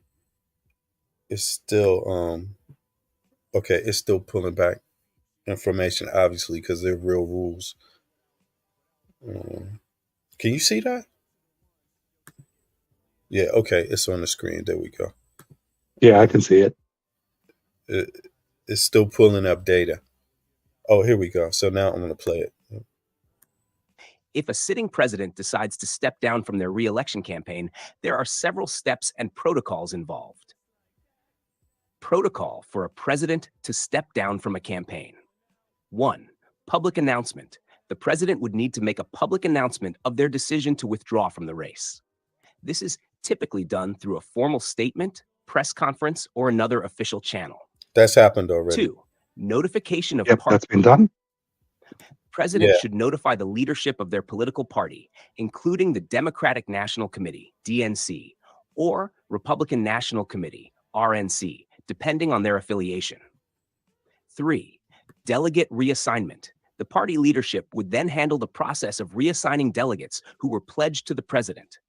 This could involve holding an emergency meeting or convention to nominate a new candidate. Number 4. Filing with the Federal Election Commission. The president's campaign would need to file the necessary paperwork with the FEC to formally withdraw from the race. This includes terminating the campaign committee. Handling campaign funds. 1. Debt settlement. Any outstanding debts or financial obligations must be settled. Campaign funds can be used to pay off these debts. 2. Refunds to donors. The campaign may refund contributions to donors if there are surplus funds remaining after debts have been settled. This is not the big one. required, but Number is a 3. common practice. 3. Transfer of funds. Remaining funds can be transferred to other political committees, such as the party's national committee, state parties, or to support other candidates. 4. Charitable donations. Campaign funds can be donated to charitable organizations, provided these donations comply with FEC regulations. Number 5. Administrative costs. Funds can also be used to cover any administrative costs associated with winding down the campaign. The Federal Election Commission, FEC, oversees the regulations and ensures compliance with campaign finance laws during this process. In historical context, the last instance of an incumbent president stepping down from re-election was Lyndon B. Johnson in 1968. Although the procedural specifics around modern campaign finance and delegate handling have evolved since then, 65 source. Yeah, there you go. All right. So Did you hear that? I guess you could make it a bit more pointed because it's ChatGPT. Maybe you should ask it in a more current context.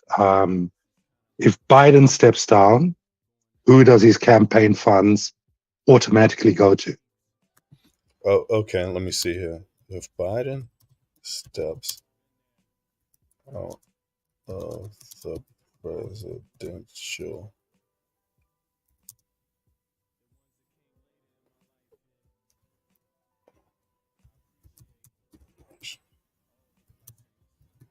who does his campaign funds go to? Automatically go to. That's the key word. Automatically.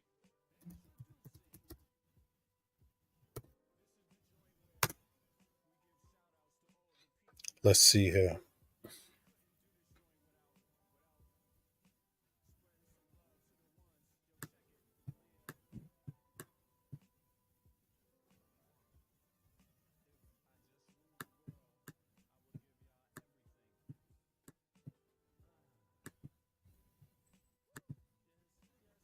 If President Joe Biden were to step out of the presidential election, the handling of his campaign funds would follow specific guidelines regulated by the Federal Election Commission, FEC.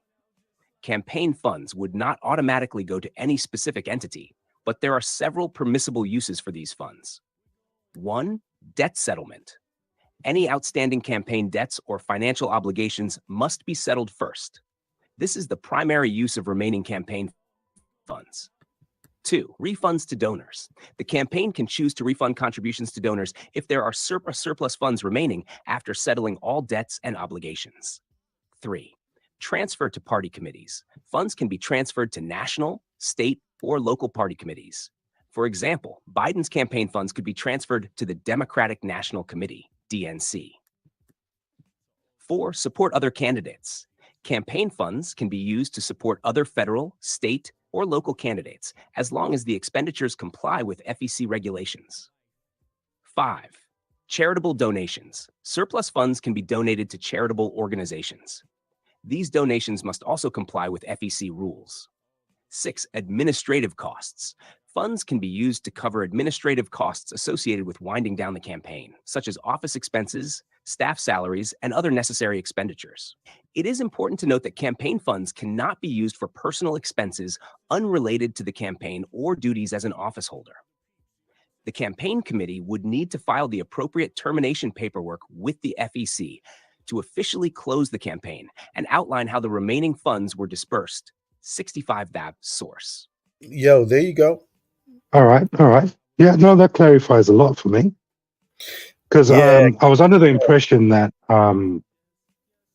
for those funds to have an automatic transfer, they would have to go to the VP if the president stood down from the race. But, obviously, because there's a lot of pundits that are saying that. Right. So do you get what I'm saying? I understand because there's so much disinformation out there about these kind of things right now, to where they may take half of one section of what we just went over. There's a lot of sections there that we went over. They may take one section and make an argument based on that. But that's right. Because my understanding was that, let's say they were to choose someone besides Kamala, that they lose 150 million. Right. That's got to be given back to the donors. It's got to be, and all that sort of stuff.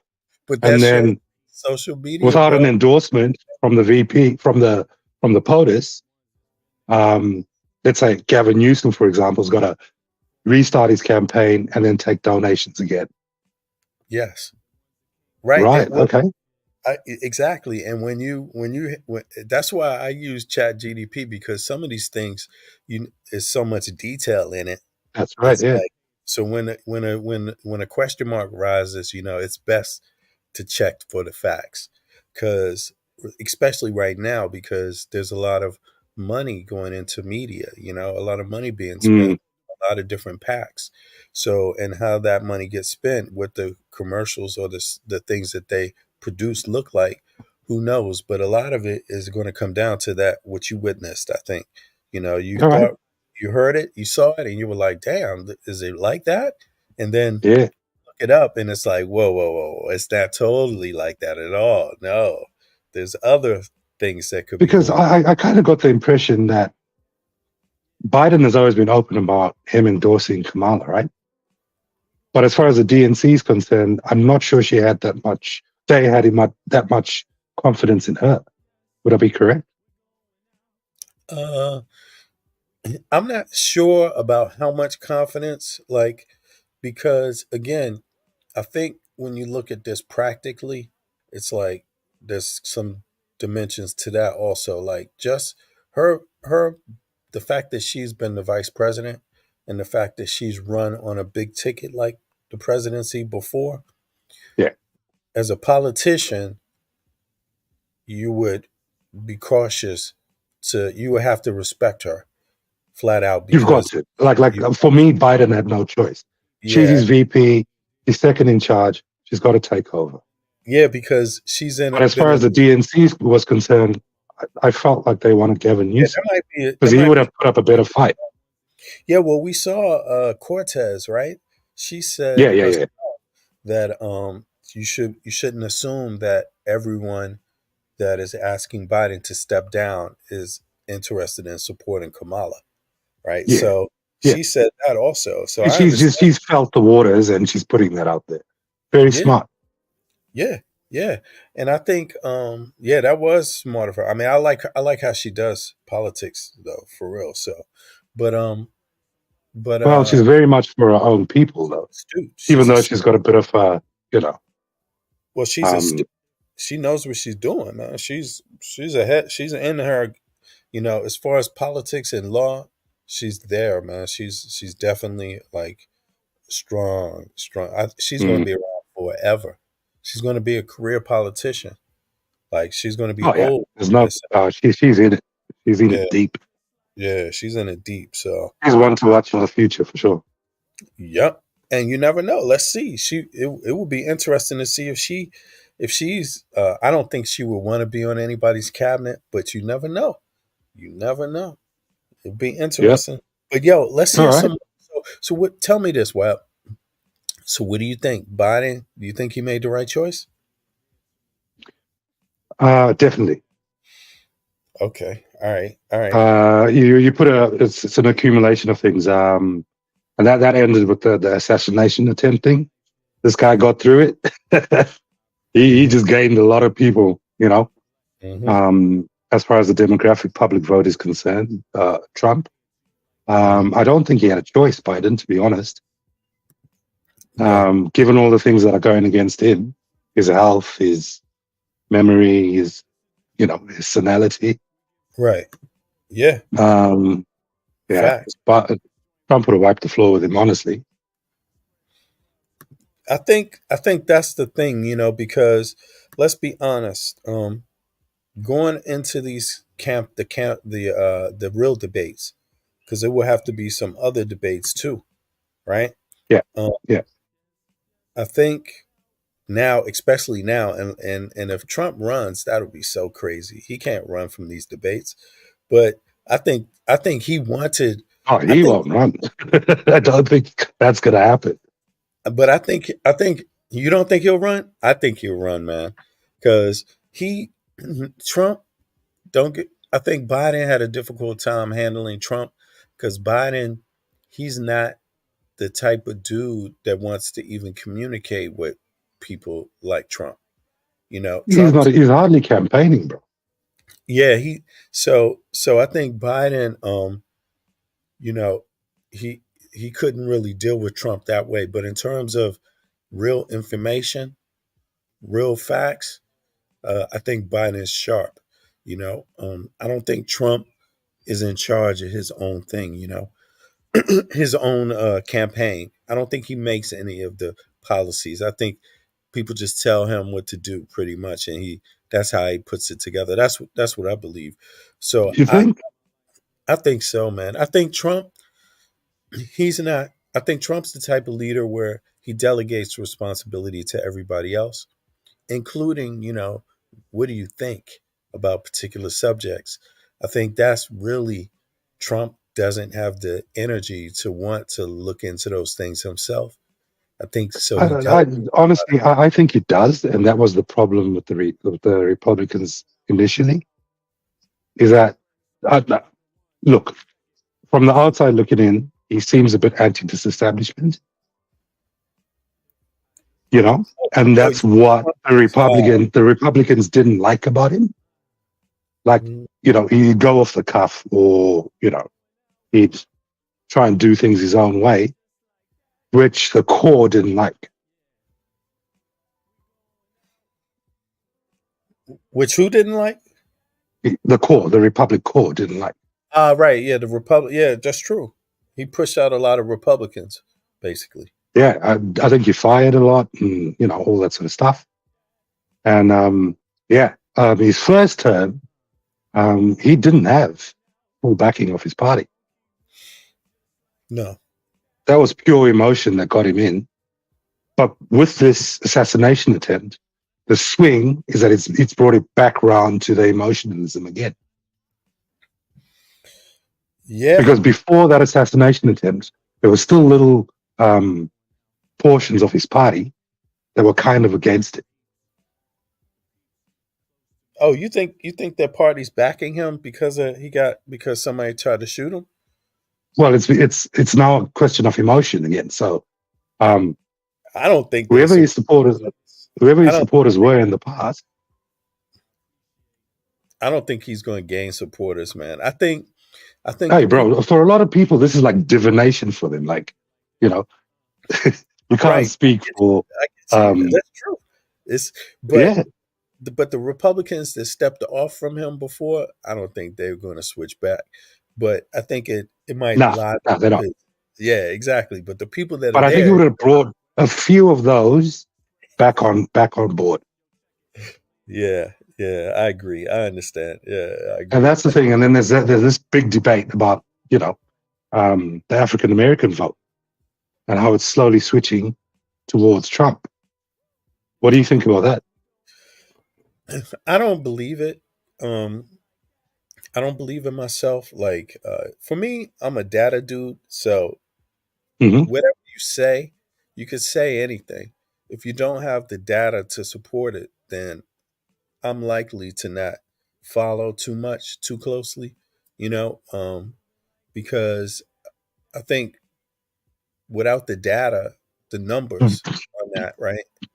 And the surveys and things like that, real surveys, I don't think you would know, but I do know that there are some African Americans that do like Trump and we do see them.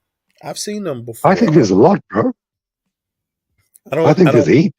I don't think so, man. Because look, when it comes to social media, myself, I don't count what I see on social media. Because when you go to a lot of profiles, there's a lot of profiles you don't know who these people are. Anybody can open a profile.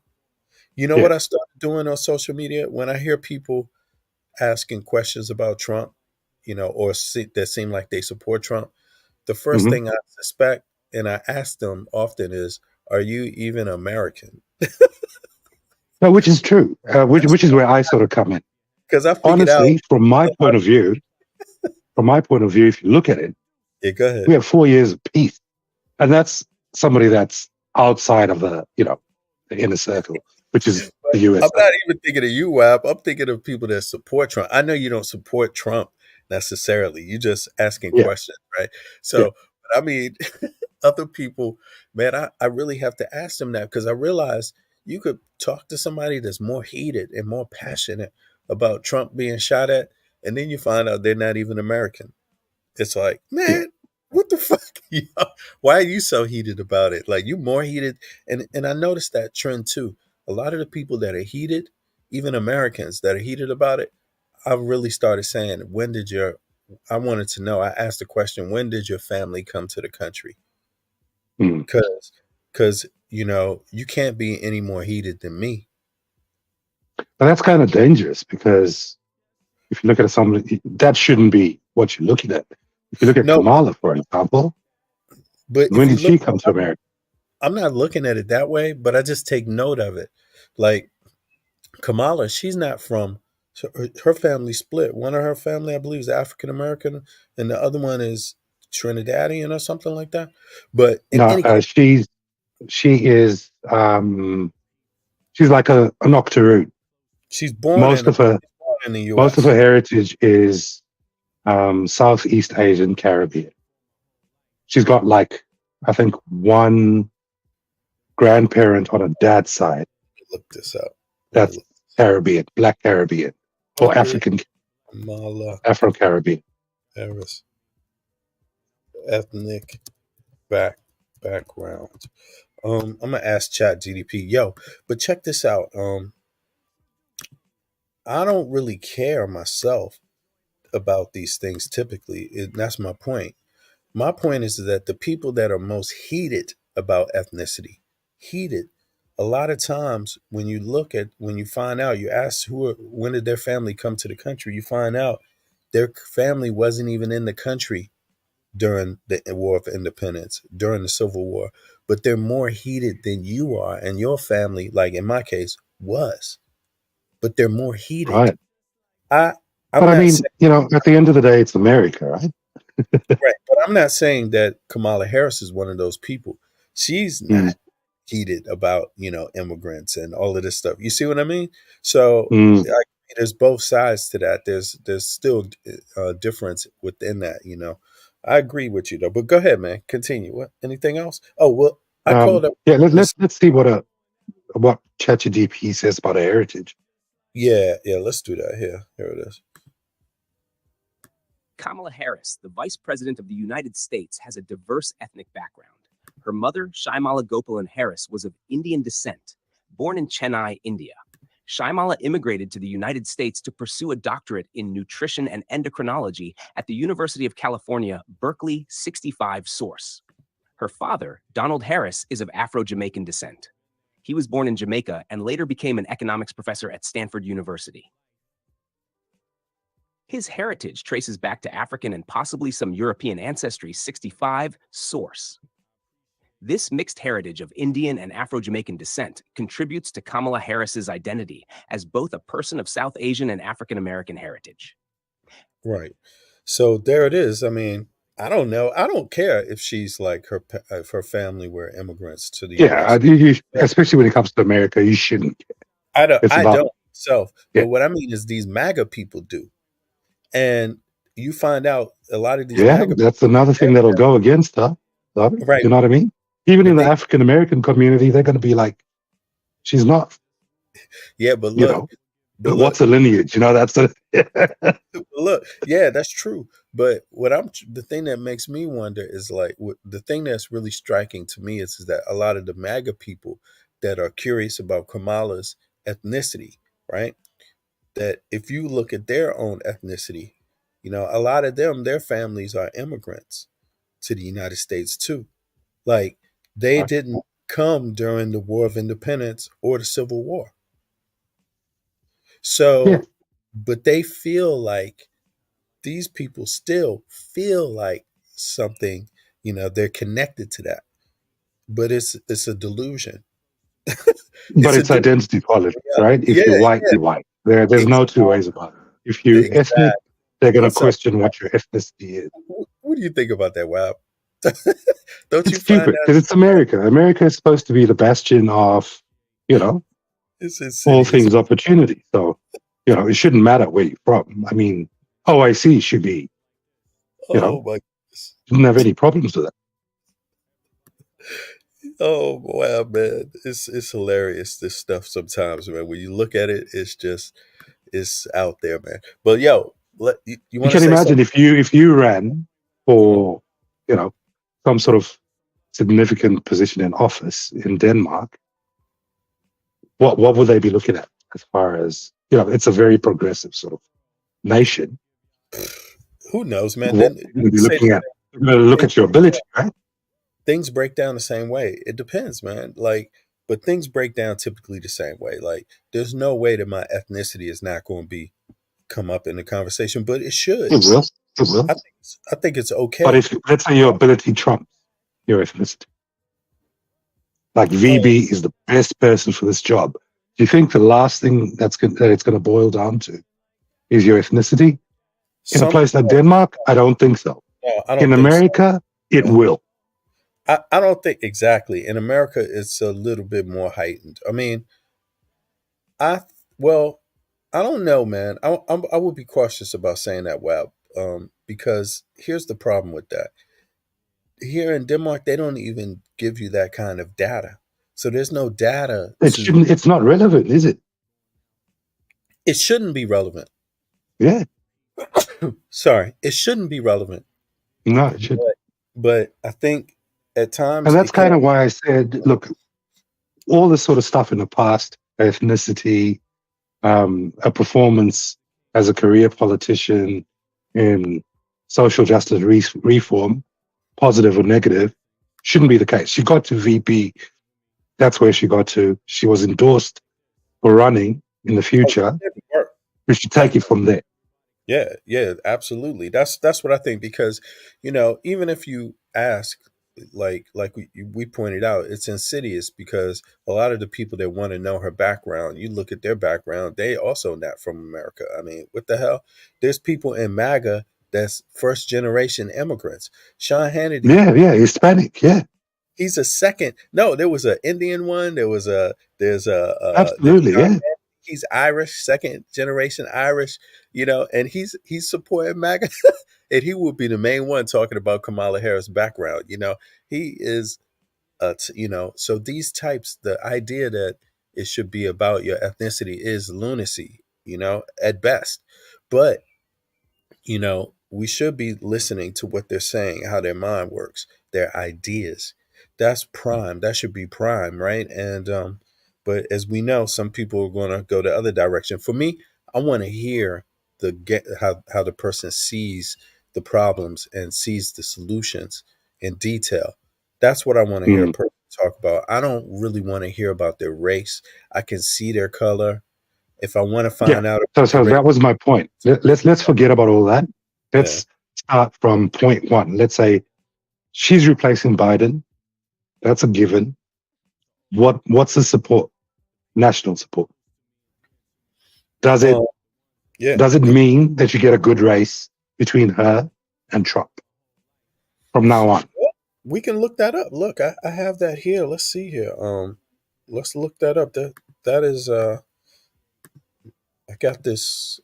What is it? We were on this yesterday. Is the link? The link is still here, I believe. Boom. Here it is. Presidential polls, right? So before we did Biden and Trump, and they came back. The national poll came back pretty even.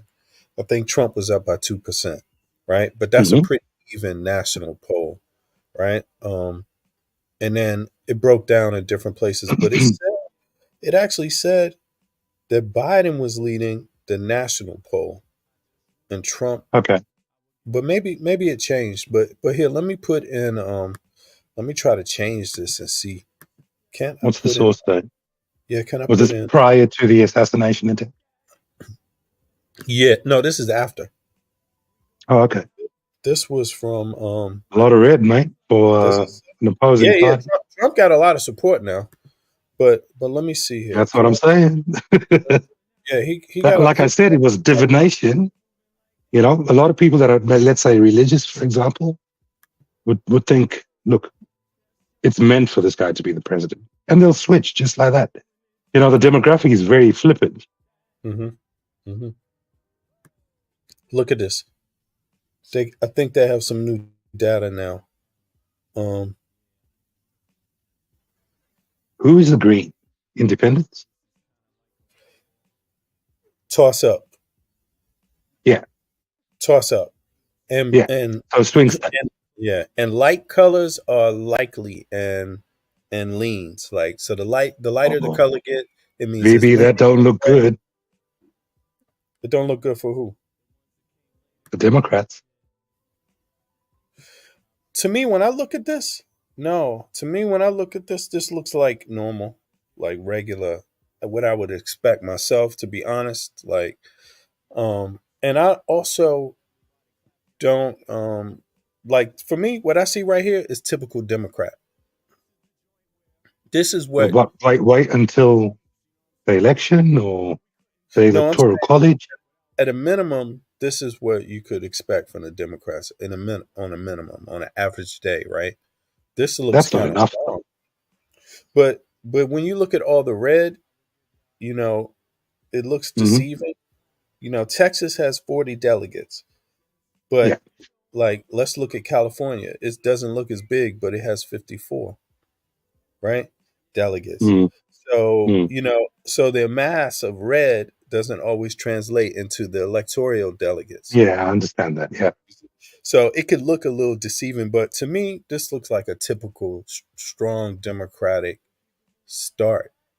Like, this looks pretty strong to me, but I hate to sound biased, but let's see here.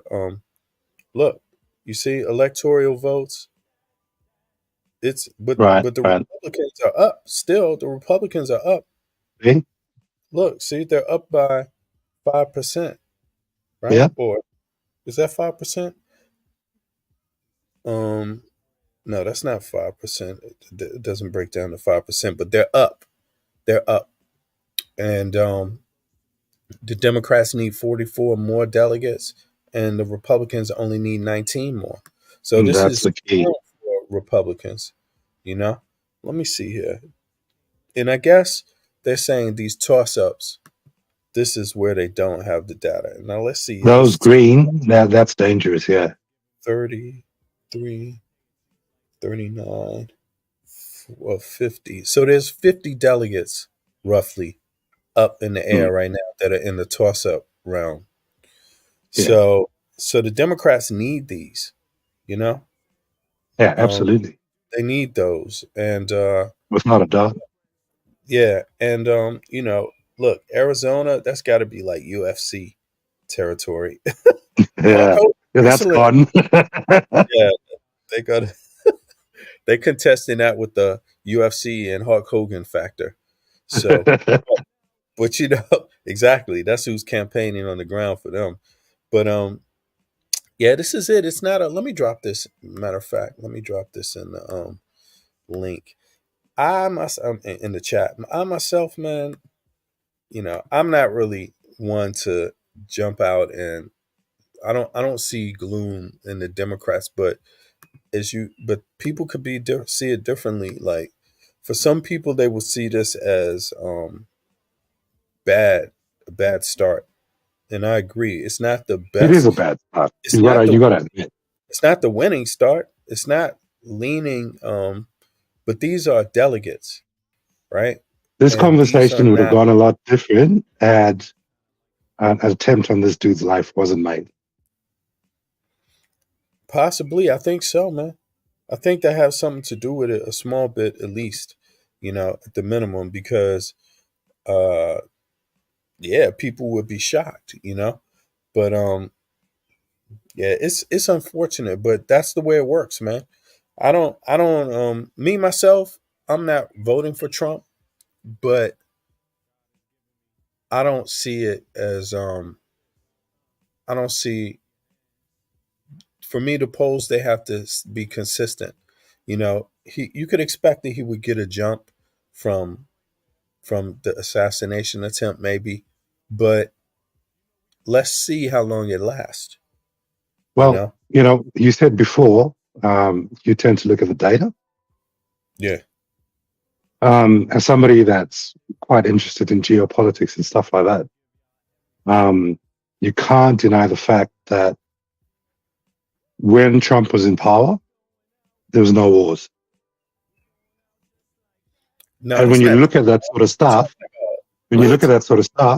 That's not true. I'm dead serious, mate. Dead serious. No, that's not true, man. There's the same amount of wars was going on at the same time that there's going on now, man. All right. Yeah, let's look at the that's data. a talking point, man. Hold on. Look, you want me to pull Chat GDP up on Let's that go. one? Yeah, but trust me, I already have. So let me see here.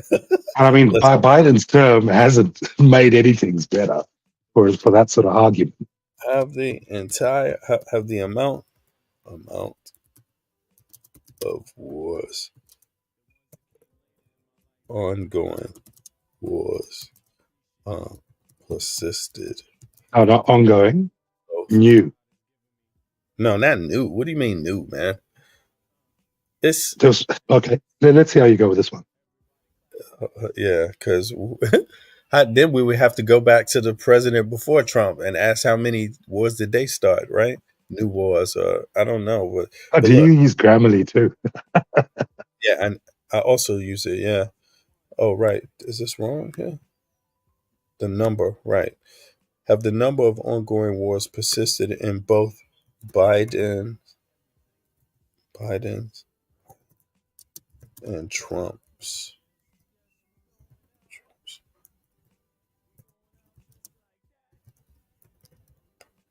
Presidency. Sorry, here we go.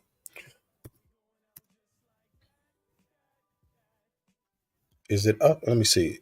Is Chat GDP up? Yeah, it is. Okay. It's running, bro.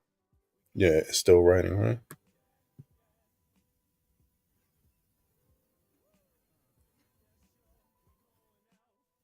You've opened Pandora's box right here.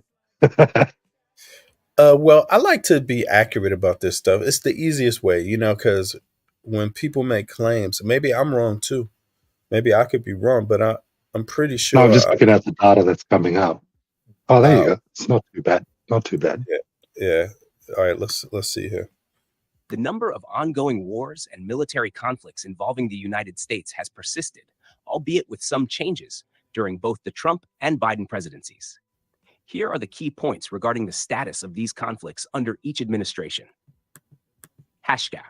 Under Trump administration, 2017 to 2021. 1. Afghanistan.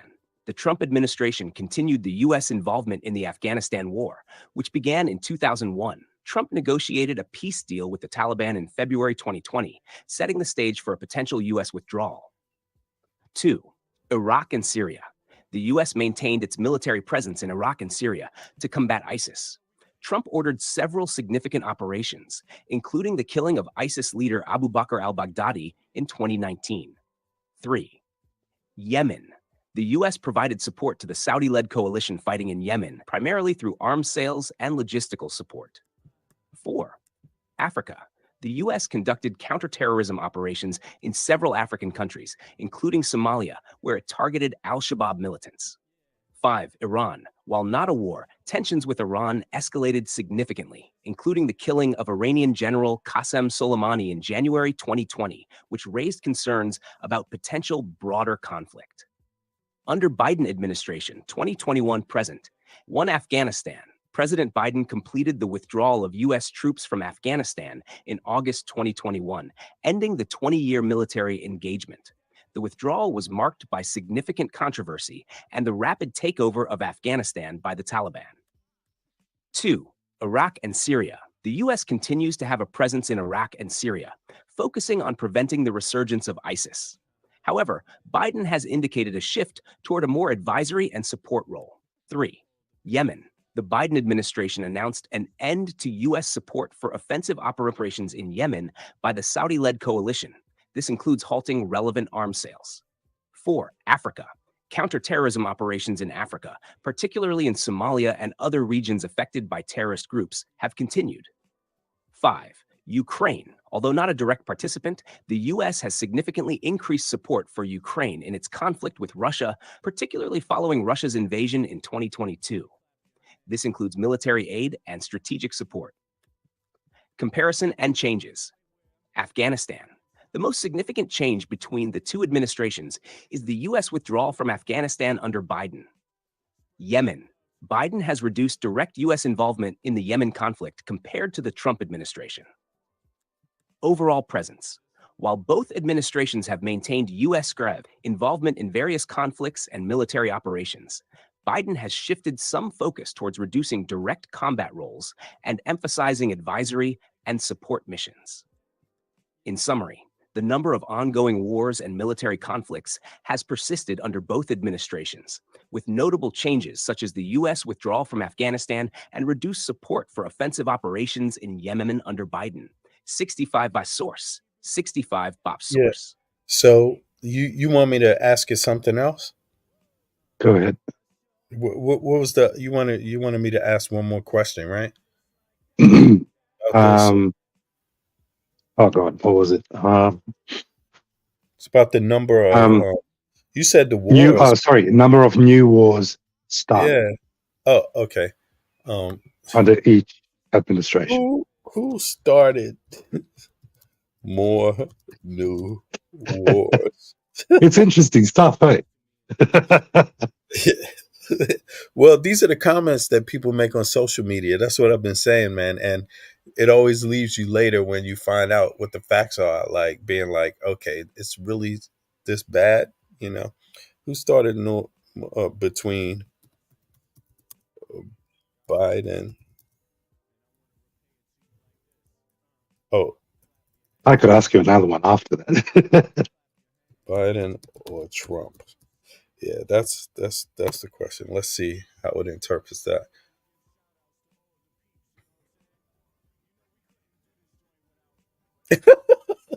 Look at this. This is so easy, man. This is what I've been telling you, man. Don't follow social media for facts, bro, because social media right now is full of disinformation. It's full of disinformation, man, and it's really sad. It's really, really sad. Oh, look at that. Oh my God, I'm just watching the thing. Yeah. When comparing the records of President Joe Biden and former President Donald Trump, neither administration has been responsible for starting new wars. However, their approaches to existing conflicts and military engagements have been markedly different. Donald Trump administration, 2017-2021. No new wars. Trump did not start any new wars during his tenure. His administration focused on withdrawing U.S. troops from various conflict zones, including negotiating a peace deal with the Taliban for the eventual U.S. withdrawal from Afghanistan, 65 Avkar source. Military actions. There were significant military actions and escalations, such as the killing of Iranian General Qasem Soleimani, which heightened tensions with Iran, but did not result in a new war source. Counterterrorism. Continued operations against ISIS in Iraq and Syria, as well as counterterrorism missions in Africa and Yemen, 65 source. Joe Biden administration, 2021 present. No new wars. Similarly, Biden has not initiated any new wars. His administration's significant military action has been the completion of the withdrawal from Afghanistan. Withdrawal from Afghanistan. Biden followed through on the agreement made during the Trump administration and completed the U.S. military withdrawal from Afghanistan in August 2021, 65 VAB source. Ongoing support. Continued support for existing operations, such as the fight against ISIS in Syria and Iraq, and increased support for Ukraine following Russia's invasion in 2022. However, these actions did not constitute starting new wars. What? Summary. Trump, no new wars started, focused on troop withdrawals, and conducted significant military operations without escalating to new wars. Biden, no new wars started, completed the withdrawal from Afghanistan, and maintained or increased support for ongoing conflicts without initiating new wars. Thus, neither administration has started new wars, but their handling of military engagements and conflicts has varied. That's interesting, eh? I mean, I think the main thing is what constitutes a war. Starting a new war. I think that's the main thing That's there. that's exactly it. Yeah. Yeah, and You that's see, where from yeah, the go ahead. geopolitical point of view, I get that, right? ChatGPT obviously is AI. But bro, I don't know. I don't know. I think it's just language. Ukraine 2022. But If you look at the personal involvement of but certain things that happened in Ukraine, right. But see, the Trump withdrawal from what Trump Afghanistan said, wasn't the best. right. But see, aren't those changes in how they handle the conflict? Because here's the thing: Putin says it is 100% fact that the idea that the United States started a war in Ukraine, that is a Putin talking point. That's not the international community's talking point. And so It kind of is though. Huh? It kind of is though. What do you mean? With the treaty that was signed with NATO. But that's different. That's Putin's interpretation of that treaty, right? And I think it's fact. It's fact that it's in. Oh, you're saying that it's not an interpretation, it's fact. But see, that's the thing. People don't agree on that, man. Some people agree that from Putin's perspective, you could see how that was handled, that treaty was handled, bothered Russia, right? Or bothered. How do you think it bothered Putin? But that's not the same as it No, bothered. how do you think it bothered Putin? Because of his own argumentation. Like his whole argument is, if you didn't do this, we wouldn't have done that. If you don't bring weapons, defense weapons or around capabilities in the region and Ukraine, then we wouldn't have invaded, essentially. Right? Yeah. So what happened? What actually happened? But I think the issue is more about what did the international community, how did how do they characterize the events? Because Putin has a way of characterizing it. Then you also have like maybe the United States, right? Or Ukraine for that matter.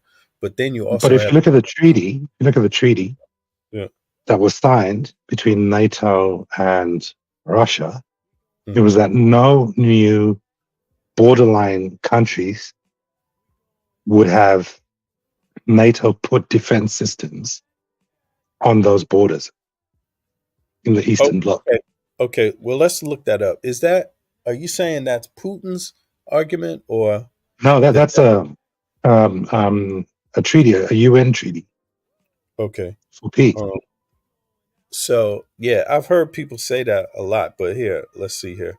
What is it true? Is it true that NATO violated a treaty, and that this was the cause for the Russian military invasion of Ukraine? Let's see here. We might need to look at the actual treaty. But anyway, Yeah, let's go. I'm sure it's going to mention it. I don't know the name of the treaty, but I'm sure it's going to mention it. Is there more? Okay.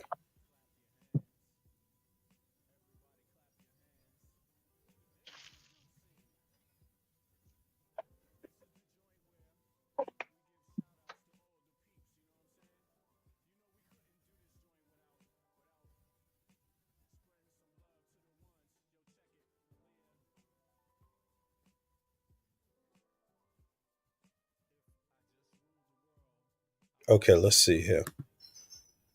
The assertion that NATO violated a treaty leading to Russia's military invasion of Ukraine is a complex and contentious. Oh, wow. Did it not play back? I just Just cut that play off. the first sentence. Yeah. Oh, wow. Hold on. I'll play it. Yeah, there we The go. assertion that NATO violated a treaty leading to Russia's military invasion of Ukraine is a complex and contentious topic with varying perspectives. Let's explore the key points. NATO expansion and treaties. 1. NATO's eastern expansion. After the collapse of the Soviet Union, several Eastern European countries joined NATO. Russia has repeatedly expressed concerns over NATO's eastward expansion, viewing it as a security threat. 2. No formal treaty violation. There is no formal treaty between NATO and Russia that explicitly prohibits NATO's expansion. The 1997 NATO-Russia Founding Act aimed to build cooperation, stating that NATO had no intention, no plan, and no reason to deploy nuclear weapons or permanent substantial combat forces in new member states. This document, however, did not legally prevent NATO from admitting new members. 3. Assurances to Gorbachev. There were informal assurances given to Soviet leader Mikhail Gorbachev during the reunification of Germany that NATO would not expand 1 inch eastward. These assurances were not formalized into a binding treaty, and NATO officials have argued that such promises were made in a specific context that did not envision the dissolution of the Soviet Union. Russian perspective and justifications. 1. Security concerns. Russia has argued that NATO's expansion threatens its national security. The Kremlin uses this narrative to justify its actions, suggesting that the West has not respected Russia's security interests. 2. Invasion of Ukraine. Russia's official reasons for invading Ukraine in 2014, Crimea, and 2022, full-scale invasion, include protecting Russian-speaking populations, preventing NATO expansion, and countering what it describes as Western aggression. Western perspective and responses. 1. Sovereign right. Western countries and NATO argue that sovereign nations have the right to choose their alliances. Ukraine and other Eastern European countries have sought NATO membership as a security guarantee against Russian aggression. 2. Defensive alliance. NATO describes itself as a defensive alliance and denies any intention of threatening Russia. The alliance's activities are presented as a response to the security needs of member states and partners. Conclusions.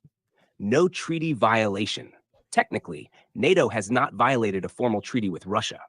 The expansion is viewed by NATO as the exercise of sovereign rights by independent states. Russia's justification. Russia uses the narrative of broken promises and security threats to justify its actions.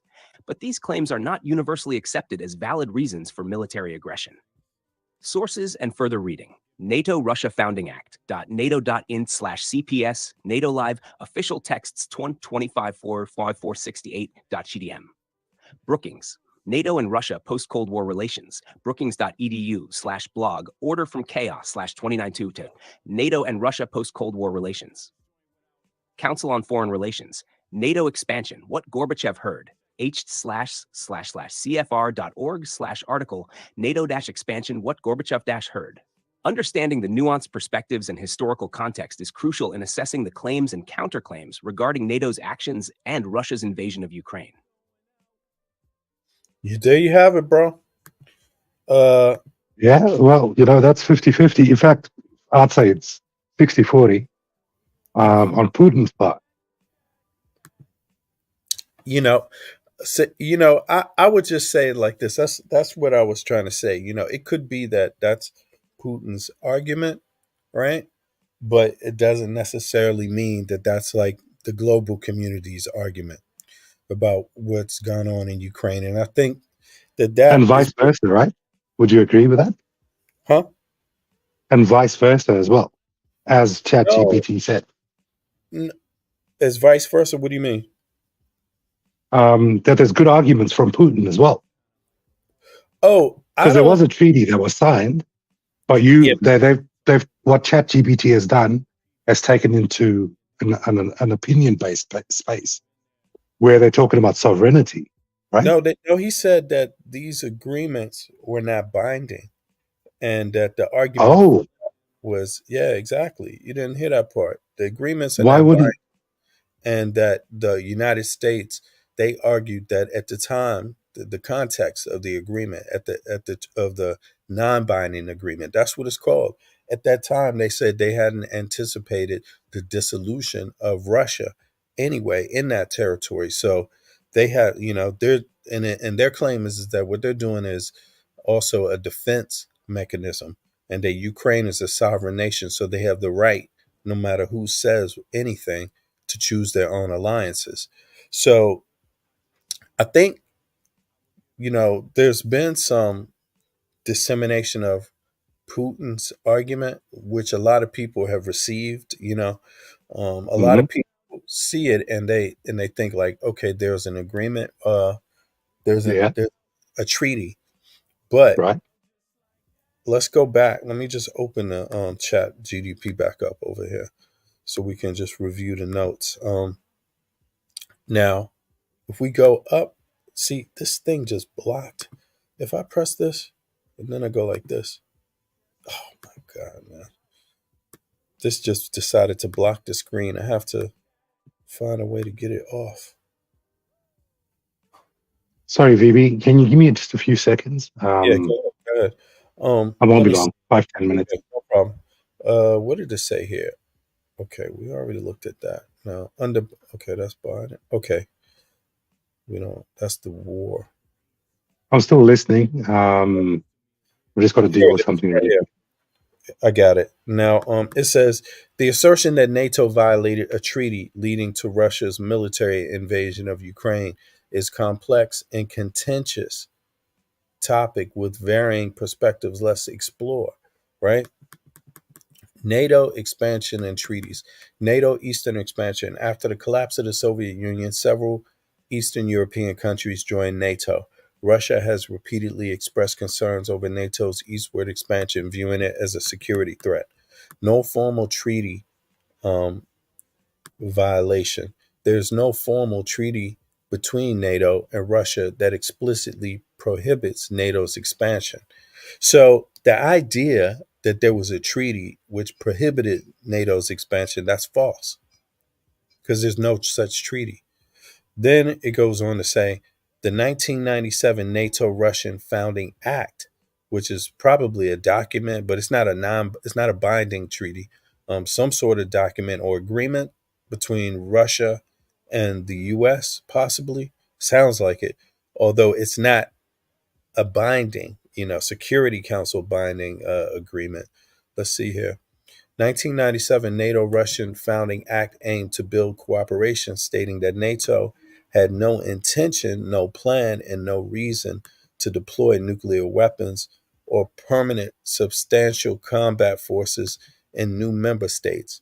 Right, but the document, however, did not legally prevent NATO from admitting new members. So, how this reads, no intention, no plan, and no reason, that's not the same as will not. You see?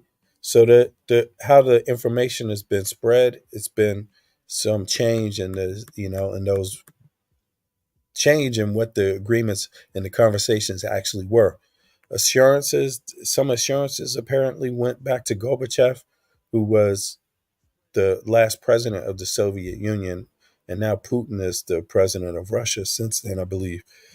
There were informal assurances given to Soviet leader Mikhail Gorbachev during the reunification of Germany that NATO would not expand 1 inch eastward. These assurances were not formalized into a binding treaty, and NATO officials have argued that such promises were made in a specific context that did not envision the dissolution of the Soviet Union. I think that's basically it. That's basically where the difference lies, And although you sometimes might hear the story being told a little differently, I would just encourage people to check out the things that they hear in social media and find out if it matches up, if it really washes, because a lot of times it doesn't, But hey, yo, wow, let's get back to the Kamala though, if you're still there. Let me see here. There's something else I wanted to play. Yeah, I'm still here, bro. Okay. Let's get back to Kamala now. Kamala Harris she's been endorsed by Joe Biden. She hopefully will be. We don't know because there's still some of the process that she's got to go through, but it appears that she will be the person likely taking, up the mantle for Joe Biden and the Democratic Party and moving the case forward. Yeah. At this stage, I don't doubt it. I think that's going to be it. Yeah, pretty much. But so now the news is just putting out. This is the latest. So let's peep some of it. .com is reporting tonight on the meeting that took place last night in Delaware between President Biden and two of his closest and longest serving advisors, Steve Ricchetti and Mike Donnellan. According to Politico, this is pretty stark reporting. The two men, Donnellan and Ricchetti, presented President Biden with, quote, new concerns from lawmakers and updates on a fundraising operation that had slowed considerably. Now get this. They also brought with them new internal polling done by the Biden campaign, which showed that Joe Biden's path to victory was, quote, gone, according to 5 people familiar with the matter. When President Biden first started fielding questions about whether or not he would heed the calls from some in his party that he should not be heading the ticket heading into November, that somebody else would have a better chance at taking on Donald Trump, one of the things that he said was that he would get out if he was brought data that showed that he did not have a path to victory, that he did not have a way to win. Again, Politico.com, this is not NBC News reporting, we have not confirmed this. Politico.com reporting tonight that that data was delivered to him last night at his home in Delaware, where, of course, the president has been isolating with COVID. That is internal Biden polling. We haven't seen that internal polling, so we can't confirm it either publicly or through our own reporting. But we've had Steve Kornacki closely watching the polls around this decision. Steve Kornacki, MSNBC national political correspondent, has been looking at the polling. Just quickly, brother. Biden in the face, heading. See, that's another thing. Yeah, go ahead. I'll try and be as diplomatic as possible. In America, you got a lot of vaccine deniers, right? Vaccine denying. What's that? What do you mean? People You denying know, that there's a vaccine or the what? whole thing about COVID and the vaccine and stuff like that. Oh, right. There's been some. Yeah, there's So been there's some that's people. another demographic you're going to lose from this if you're not aware. From what? Because they believe Fauci and Biden were bullshitting about the vaccine. Oh, you're talking about this That's not stuff. me. But No, look, hang on. That's not me. yeah, Listen, I'm boosted to the max as far as that's concerned. So I'm not no vaccine denier. But you've got a massive demographic in America that this is going to bring a lot of attention to as well. I mean, it's the same demographic. It's the conspiracy theory demographic. So when it comes to any conspiracy, that's going to be the demographic because that's what they go for, essentially. You know. That's the kind of thing you're losing, right? That's where you're losing your momentum as a party. No. I think what they call it. I think what they've been saying is what they call that is like basically election interference. Right. When they say Absolutely, that I get that. Like I said, this listen, information that's been put I'm out no there. vaccine denier or anything like that, but you're gonna have those that'll say, "You see, I told you," and look, he's got COVID. You know what You know? Kamala is going to be running? She's literally up against disinformation. That's all the Democrats. Absolutely. It doesn't really That's the matter. game they play, and that's Yeah. a lot of people got to understand that this is what it is. You know, it's a game. Because you can convince people of anything, man.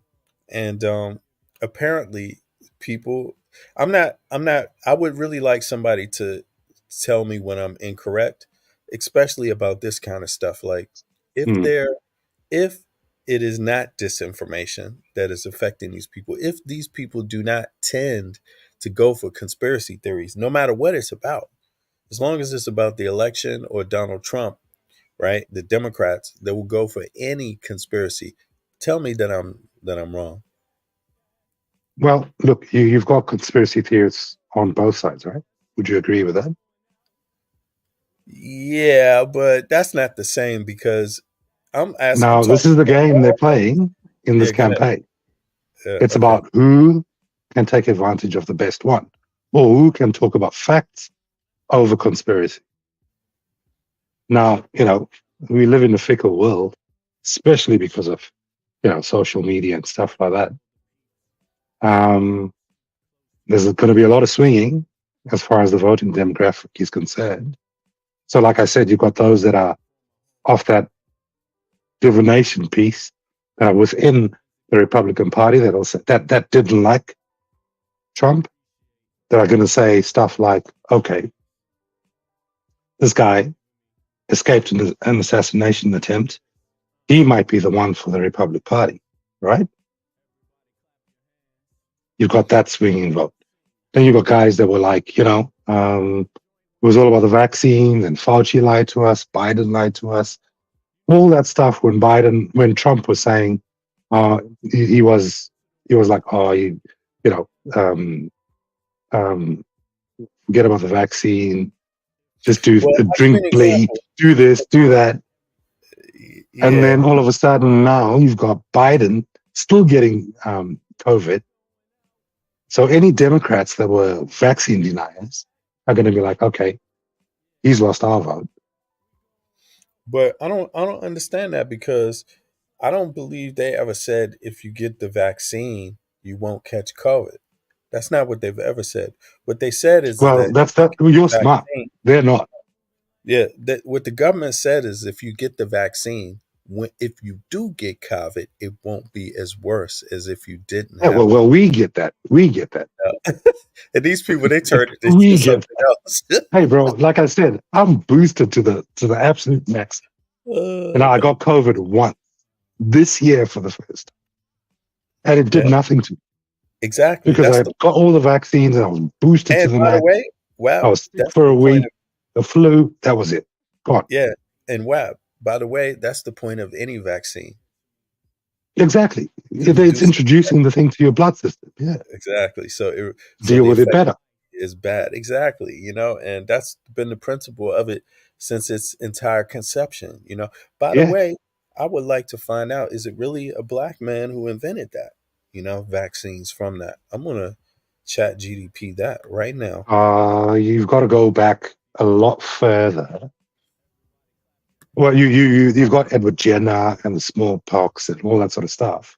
Let me see. Who But it goes back way beyond that. Like in Africa, they were doing this shit for, centuries before that. There was a logic that, if you introduce, that they figured out that if you introduce the antibodies to the system, it'll fight better if you introduce them in a lesser amount. But that's right. You know what? You I forgot. I have to switch. I can't use. I'm on pause, man. They've already given me enough free words, so let me just change, real quick to the other. Let me see another login. What could it be, man? You got to excuse me, man. This is an education for me as it's well. okay. I don't tend to use ChatGPT that much, although I do a lot of writing for work and stuff like that. Mm-hmm. You're actually giving me a tutorial on all this sort of shit, which is really? interesting. Yeah. You know what? I'm totally against ChatGPT because it reduces your lexicon, it reduces your brain capacity, and all that sort of stuff. But I hear you, man. But when you're trying to be accurate, with information, it's important that it's a good tool because, as you see, 100%. Your demonstration right here, I'm all for it. But I also understand that AI is adaptive. Yes. That's the other problem. It is. It is. But I'm all for it, man. I'm learning, man. I'm learning. All right, let's see here. I should be on the screen here. All right.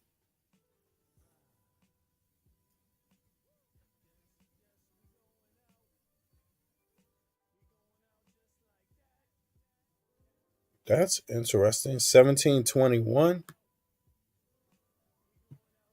Let's see what it says. The concept of vaccines was first introduced to America by Cotton Mather, a Puritan minister, and Zabdiel Boylston, a physician, in the early 18th century.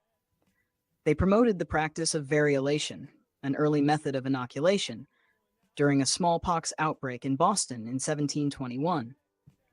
Variolation involved deliberately exposing a person to material taken from a smallpox sore, which would hopefully result in a mild infection and subsequent immunity to the disease. Cotton Mather learned about variolation from his African slave, Onesimus, who had been inoculated in Africa. Encouraged by Mather, Zabdiel Boylston began to practice variolation in Boston, despite significant opposition from the public and the medical community. This method was a precursor to the development of modern vaccines, which began with Edward Jenner's introduction of the smallpox vaccine using cowpox in 1796. Yeah. However, Mather and Boylston's early efforts were crucial in laying the groundwork for the acceptance and development of vaccination in America. Yeah, there you have it, bro. I think that's what you were saying, right? Yeah. What was the name of the guy? He called him. It was his slave. He got the idea from his slave. Onesimus. Onesimus. But it's not. It didn't come from him. It was a practice throughout Africa. Right. For thousands and thousands of years. Like you get a disease, find out what the source is, introduce it to somebody that is susceptible to the disease, but in a small, cut something in the skin, take the blood from somebody that's suffering from the disease, put it in their system, and they don't get it. Right. Exactly. Yeah. That's thousands of years. Like it's not even worth looking into it. But I'm curious about what they say here. Cotton Mather learned about variolation from his African slave. Learned. What does learn about absolutely entail? That's what I'm curious about. Like, what do they mean when they say learned about? How much? In what way did he learn about it? variation. It's probably as simple as, he had a slave, he had a child, his own child got some sort of disease, smallpox, for example. And the African slave sort of mentioned in passing, hey, listen, No. the mom's got the disease. Just take a bit of herb blood, put it in the kid, and, he might survive. No, as simple as that. I'm pretty sure when they say learned about, I'm pretty sure there's a lot of detail. Because it's like, how do you he learned about it from somebody who just walked by him. That's so funny how you put it too, man. He just happened to walk by a slave and said, yeah, man, my grandmama did that to me, and kept walking. Yeah, exactly. He learned, oh, really? Wow. He didn't explain it all to him. No, he just learned about it anyway. But you were correct. And but in any case, there's all these people. You should tell MAGA this, by the way. Anybody that has a conspiracy theory about the vaccines, they should tell them this. This is the history of the vaccine. Look, anyone that's got a conspiracy theory about vaccines is stupid. Like I said, this is the approach that I come from. It's logical. Democrats should coin that phrase. If they could do that, imagine. Onesimus, man. Onesimus, yeah. The Onesimus conspiracy. He conspired in 1700 to give you COVID. Yeah. And it's the small things like we had the plague, we had the Spanish flu, we had all that sort of stuff. Meanwhile, back in Africa, okay, is this the scenario? Let's do this. Yeah. Did you know back in Africa? And then you start hearing the drumming in the background. They're really gonna vote then. But look, let's check it. Let's hear some more about this because here they're getting to the polling again, as you were saying. So here, getting into this decision, but also the bits and pieces of polling that we've got about how a presidential candidacy of Kamala Harris might look a little different in the polling than what President Biden was up against head-to-head with Trump. Steve, what have you been looking at today? Yeah, I guess a couple of things, Rachel. Let's call it up and look at it this way. First of all, we've just been tracking. This is an average of all of the polls nationally that have been conducted since that debate at the end of June that set all of this in motion. So nationally, the average had Biden running 2 points behind Trump. Now, a couple things to say about that. First of all, of course, we know that back in 2020, when Biden defeated Trump. Yeah. So this is what we can see, right? This was before the assassination attempt. No, I don't believe so. Is that what he said? Did I say end of June? When did it happen? No, 8 days ago or something? I just think this is present, like as of yesterday. I think he said as of June. Let me go back a minute, 30 seconds. Yeah, but June is 3 weeks ago, right? Yeah, that's before the assassination attempt, right? Let's play it back. If it is, if it's as of June, I mean, if he means the beginning of June, then yeah. If he means now June, then no. So let's see. We're in July, right? This is an. Oh, right, exactly. Yeah, hold on. Let's play it back. Let's see what he says. You're right. Hold on. Average against head-to-head with Trump. Steve, what have you been looking at today? Yeah, I guess a couple of things, Rachel. Let's call it up and look at it this way. First of all, we've just been tracking. This is an average of all of the polls nationally that have been conducted since that debate at the end of June. You see that? Since that debate that was conducted at the end of June. So since the debate till now. You hear that, Wab? He's on mute. You on mute, Wab? Just to let you know. But I guess Wab is in the middle of something. So let's play it. We play it from there. Let's call it up and look at it this way. First of all, we've just been tracking. This is an average of all of the polls nationally that have been conducted since that debate at the end of June that set all of this in motion. So nationally, the average had Biden running 2 points behind Trump. Now, a couple things to say about that. First of all, of course, we know that back in 2020, when Biden defeated Trump, never in 2020 did Trump ever lead Biden in the polling average. Biden led it from start to finish that year. This time around, here's Trump leading Biden in a polling average. And frankly, we've seen this for a long time now. It was the end of last summer, the end of the summer of 2023, in our poll, our NBC poll, that for the first time, Donald Trump drew level with Joe Biden, and he pulled ahead of him. And he's been there in our poll and many other polls since then. So in some ways, looking at these numbers since the debate, just as a lot of Democrats, I think, kind of looked up in that debate and said, whoa, Biden, not quite what we expected in terms of his public performance. You certainly heard Democrats making comments like that. I think one of the things that happened was that the numbers didn't change dramatically from that debate. The polling numbers did not change dramatically, at least nationally. But I think a lot of Democrats also looked at them almost for the first time in a year and started to take them a lot more seriously, because we've been seeing numbers like this for a year or so now in the polls. Now, they did get a little bit worse for Biden nationally, and we do have swing state polling. We've seen a number of swing state polls where Biden's down mid-single digits, somewhere he's down high single digits. So, there's that as well, certainly, that complicates the path to 270. When you see that the article there saying the path is gone, I would just caution, it will forever be unprovable. And that's always going to be a subjective statement there. The path was gone. Just as a reference point, I think always remember, in the middle of October 2016, the entire political world, including Donald Trump's own party, concluded that his path to the presidency was, quote, gone, and Donald Trump won in 2016. And I think there might be some lessons from that had Biden stayed in, might have been worth considering. But that'll always be academic. We'll never know. It'll be unprovable. But that's absolutely true. No one thought that Trump would win in 2016. Nobody thought that Trump would win in 20 exactly. But also this whole idea that 45% means the window is closed. Also, I don't believe that. I don't believe that right now. Okay, that's exactly what I was trying to tell you, or what I was trying to give you when I said, what do you think of Kamala now? Because there's a lot of Democrats that would argue that Biden should have stayed in charge if he could manage it until November. Yeah, I don't think his numbers were the problem.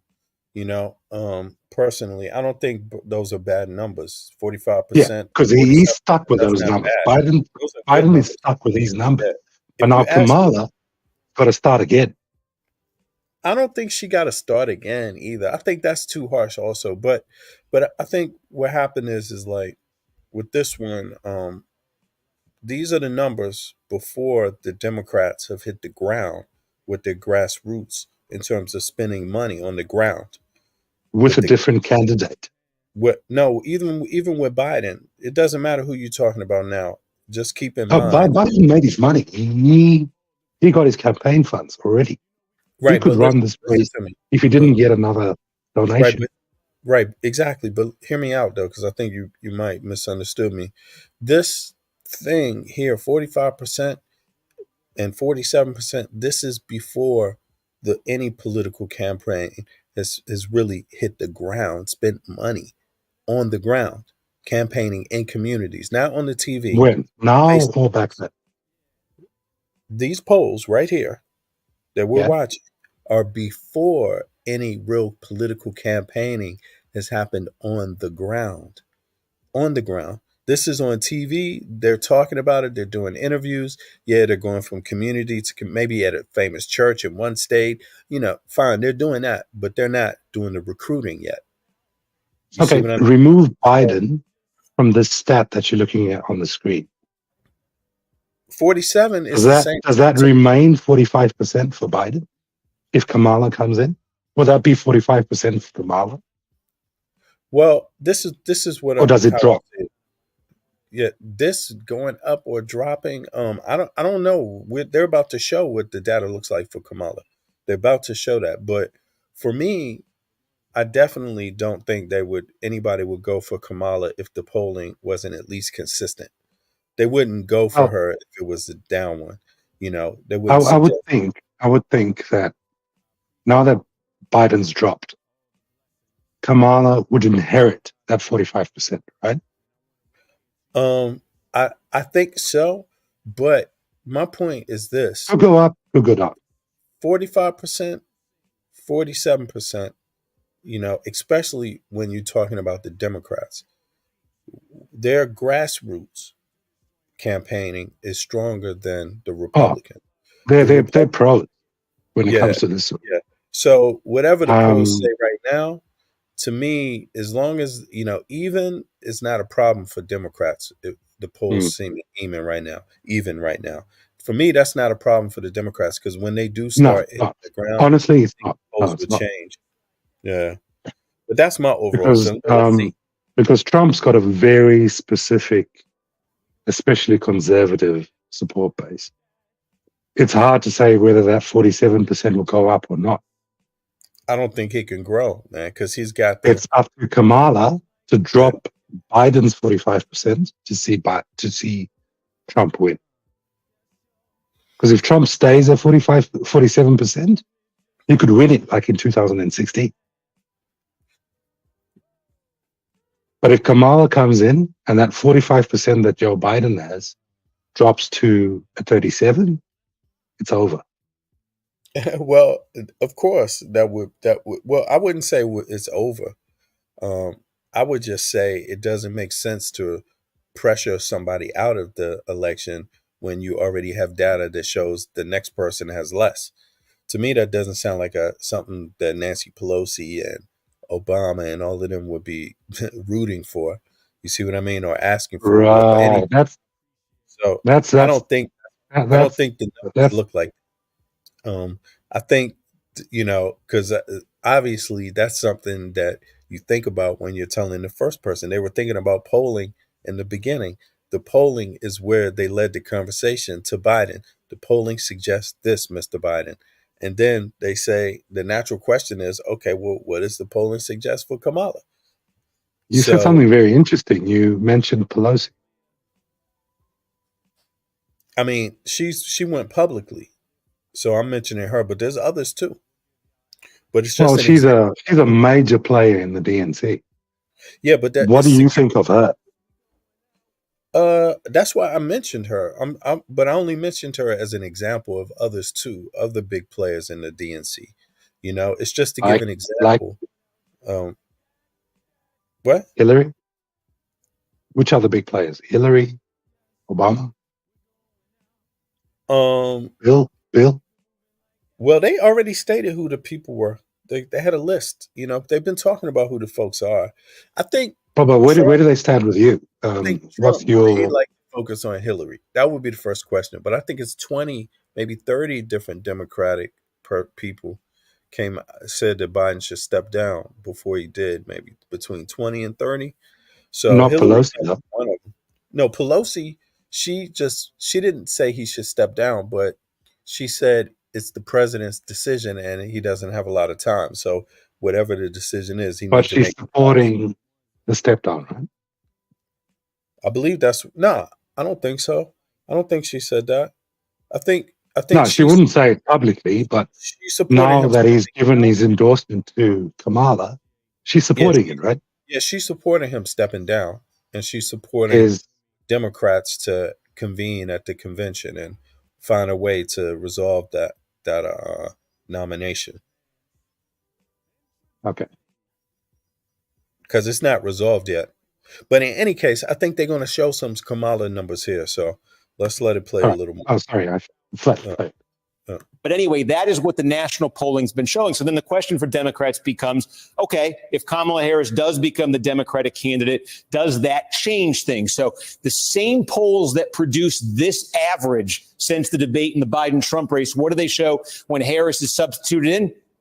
A difference, but it's a difference of a point. The Biden at 45, Harris in these same polls, an average 46%, Trump 47% in both of them. So you look at this, and Kamala Harris is not entering, at least in the head-to-head standpoint, with an obvious strength over Joe Biden. nor with an obvious weakness compared to Joe Biden. Really, those numbers are pretty close to the same in terms of a starting point for Harris. Also, just the basic impression of these folks. So Joe Biden, this is the average when you ask that question. Do you have a favorable, unfavorable view? Biden, 36, 57, been seeing numbers like this for a long time with him. Obviously, these are very perilous numbers. What are they for Kamala Harris? Average from the same set of polls. A little bit better. 36 goes up to 38. 57 comes down to 52. But, take a step back. Those are not strong numbers. She doesn't enter the race with strong numbers on that basic question. What's the comparison to Donald Trump here?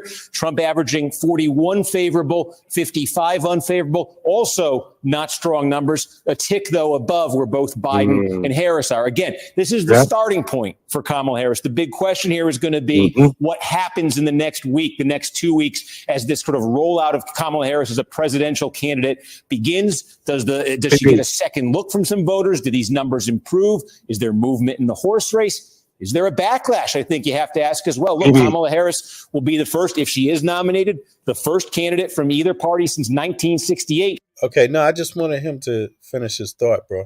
It's all good. Let me keep going. But I was just going to say, this is the problem. Kamala needs to maintain, right? It's hers to lose. So she's got backing as far as the Democratic Party is concerned over Biden, but she could lose it between now and November. And Trump's numbers are going to stay the same because he's got a solid core supportive group.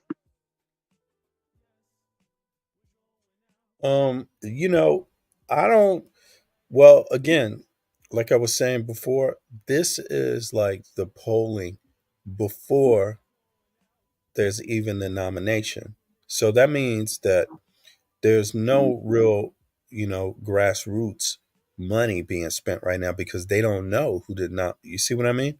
So it's kind of like protocol. It's kind of like protocol. So it's to be expected, essentially. So for me, the real question is like, what happens when they start campaigning on the ground, on the grassroots level, spending money on the grassroots? That's going to be the big voters, registering voters, getting people. I think that the polls, they're going to start different. Performing a little different. So, but I don't think this is a surprise because look, Trump, he won by the electoral on the same numbers. Yeah. Right. So that demographic is kind of established. People would expect that, to some degree, although I think it's really loony that somebody like that could take the, let's say, take top secret information from the White House to their residence like that, in the toilet. We talk about boxes and boxes and boxes. I'll stop you there. Let's hear what he says next. That is insane. I can't imagine how someone would think like there's not something wrong with that. But there's a lot of people that don't care about that kind of stuff, you see. But here, let's play some more. Hold on. Yeah. To be the nominee without contesting in name the presidential primaries. Is there any kind of a backlash to that, to how all of this went down? That's another question. If it's Harris or whoever it is as the Democratic nominee, this is the battleground, of course, they'd be walking into. If it's Harris versus Trump, we've talked about this a lot, the core 6 battleground states, every single one of these states was won by Joe Biden in 2020. 5 of them, Biden had flipped from Donald Trump in 2016. So obviously Harris, if she is the Democratic nominee, doesn't have to win all of these states, but these are the states where I referenced that polling that was showing Biden down in many cases, mid-single digits, sometimes even worse. She's going to have to win a number of these states. Maybe those 3 Midwest states that could potentially hold it for Democrats. There's different combinations here. The other challenge, though, for Harris, or again, whoever the Democratic nominee is, the polling that had come out in the last couple of weeks was also suggesting, and there wasn't enough of it to be definitive at all, but it was suggesting that Democrats were starting to get into trouble outside of the core battleground states. And in particular, there's been polling from Virginia that showed a close race, a tied race in some cases, or even Donald Trump ahead. by a couple There points. you go. Virginia, thought to be a solidly blue state. New Hampshire, Joe Biden won New Hampshire by 7 points back in 2020. Was thought to be safely Democratic. Polling there had a very competitive race. There were rumblings about maybe the statewide vote in Maine, maybe about Minnesota, maybe even about New Mexico. So again, there wasn't a ton of polling there. There were some indications, but that's the other order of business for whoever emerges as the Democratic candidate. Can they make sure there's no trouble in those states and then solidify enough of these swing states to win the election? Okay, guys, There you Artlist go. have just released a voiceover feature, which is the Yeah, go ahead, Web. So that's my biggest thing.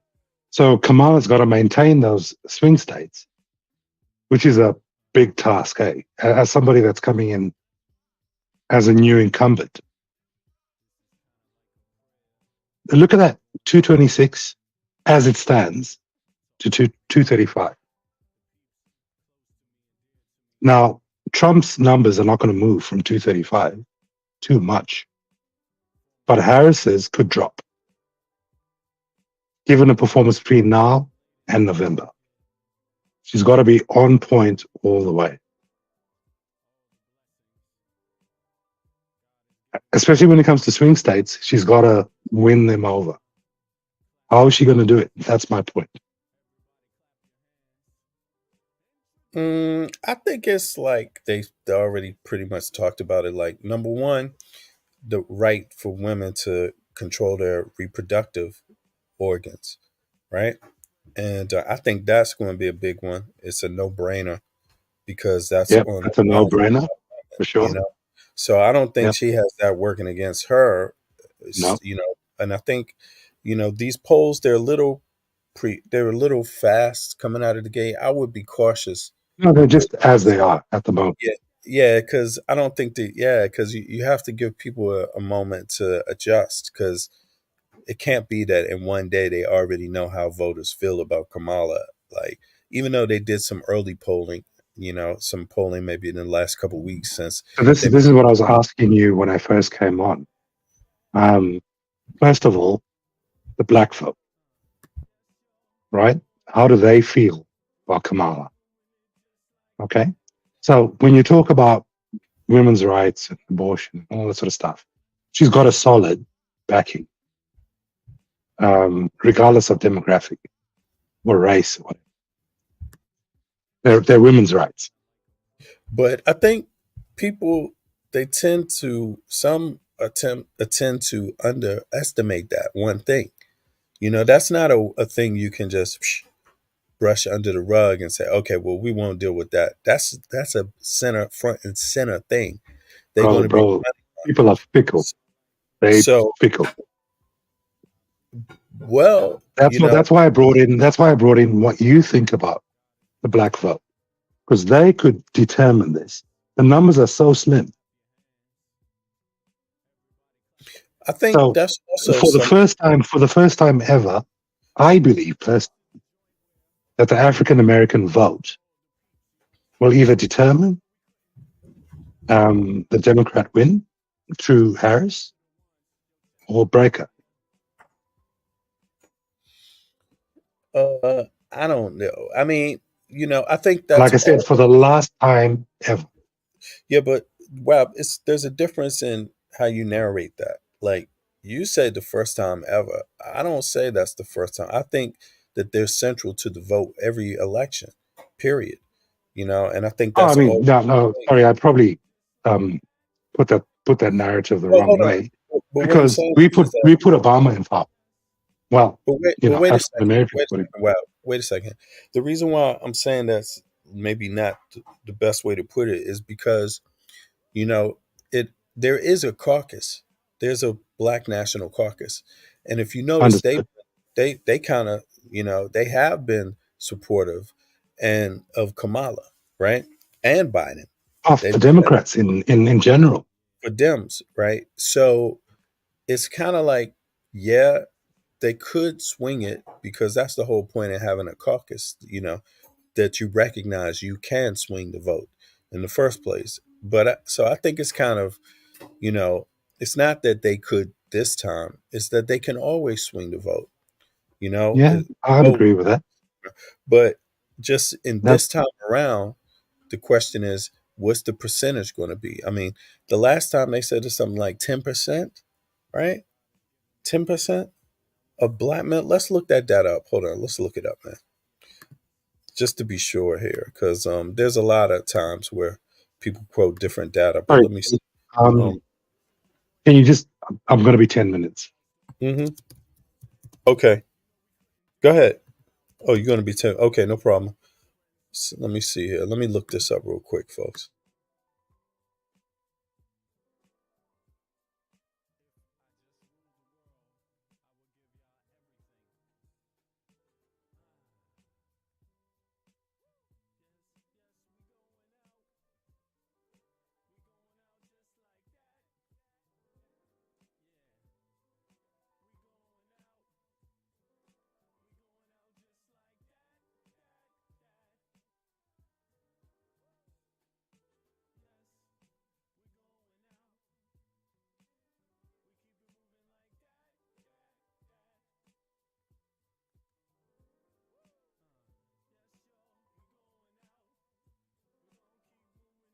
Okay, I'm just looking this up real quick and see what ChatGPT throws back.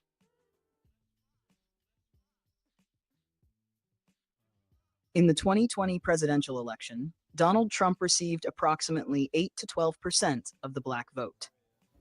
The variation in this percentage comes from different exit polls, with Pew Research Center noting 8% and other sources such as Edison Research suggesting 12%, 8 source, 9 source. As for the 2024 election, recent polls indicate that Trump's support among black voters may increase. Some polls suggest that Trump could receive around 18 to 23% of the black vote, 8 source, 9 source. There are even reports of some polls showing support as high as 30%, 8 source. However, it's important to note that these are just predictions, and actual election outcomes can differ. The slight increase in support for Trump among black voters could be attributed to various factors, including dissatisfaction with the current administration and shifting political dynamics. Nonetheless, the majority of black voters still lean heavily towards the Democratic Party and are expected to support Joe Biden in the upcoming election, 8 source. Right. Okay, so let me just go back to Harris here and see what they were saying. Let's continue. Can I just ask you a technical question and just sort of setting expectations? It does seem like what's happening in Democratic politics is the consolidation around Vice President Harris is fast, overwhelming, and therefore I think likely to be pretty much complete in fairly short order. If there isn't going to be a protracted fight in the Democratic Party, and it is very clearly going to be Vice President Harris as the nominee, how soon would you expect high quality swing state polls to start emerging that reflect that news? So specifically when you say swing states, I think that complicates it a little bit. In terms of national polls, I would expect in the next 2 weeks or so, we'll start to get a pretty good readout nationally. I mean, because you can just imagine what's going to be happening now. The profiles of Kamala Harris, presumably, interviews, whatever the public rollout looks like here immediately. I think a real test nationally of sort of, is she getting a new look? There'll be plenty of national polls I would expect in the next couple of weeks for that. The hesitation on the swing states, and when I mentioned these swing state polls that showed Biden getting into some trouble here, we haven't had a lot of them. And the swing state polls that we've had, a lot of them don't necessarily fall into that. They're proven commodities. They have long track records, widely thought to be very accurate polls.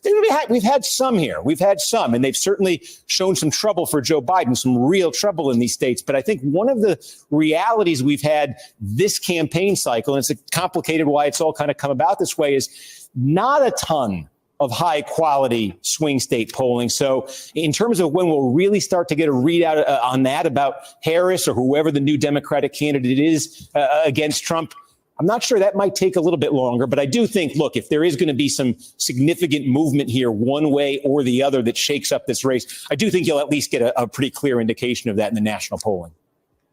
All right. Steve Kornacki, thank you, my friend. Really appreciate having you here with us.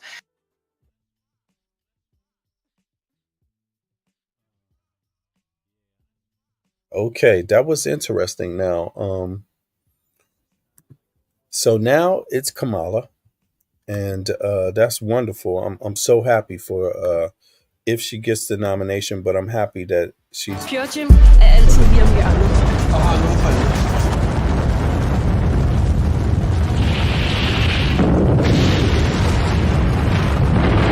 Yeah, that's So I think we can.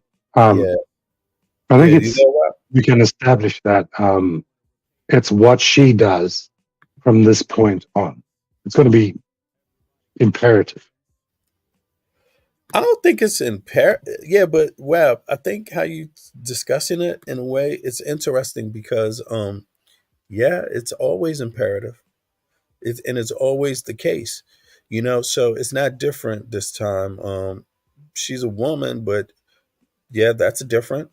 She's not white. That's not that different anymore because Obama already been the first non-white president. So I don't think it's the job is different in her case than it would have been for Trump some years ago or for Obama. And I think people just have to get down to like what it is. What are the three top reasons that people would vote for her, right? In terms of and seeing how they're going to outline those things. I think that's going to dictate a lot of where it goes. But again, that's the case with every candidate. No matter who it is, you would have to outline your game plan and your strategy and present it to people. So right now, we could say one thing for sure: it's not bad. The polls, Oh, whatever the absolutely polls, not. yeah, whatever the It's 50-50. polls, It's the level. yeah, that's great. I think it's going to boil down to her team and her performances. As simple as that.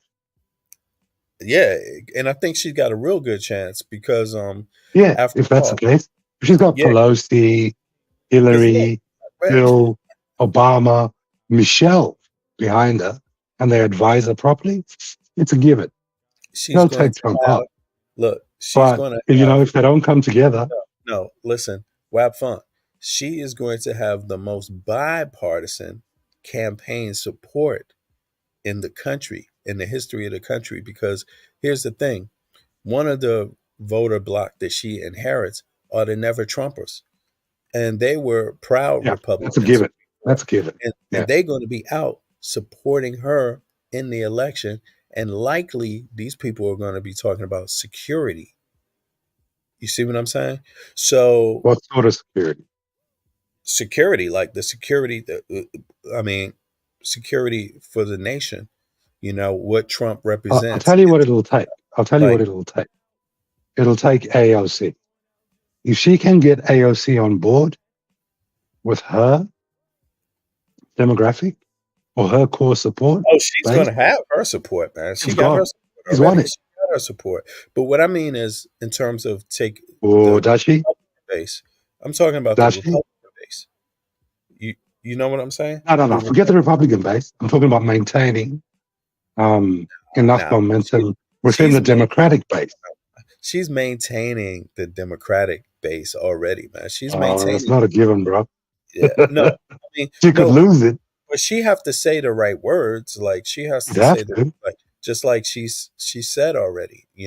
But you know, to presume that she's not going to get that Democratic base, no. That I don't see where that's coming from. I You think know, it's up in the air, brother. I huh? honestly do. This is Kamala's problem. But you It's make it seem hers like to it's a lose. special problem to Kamala and no one else. That's what I'm not understanding.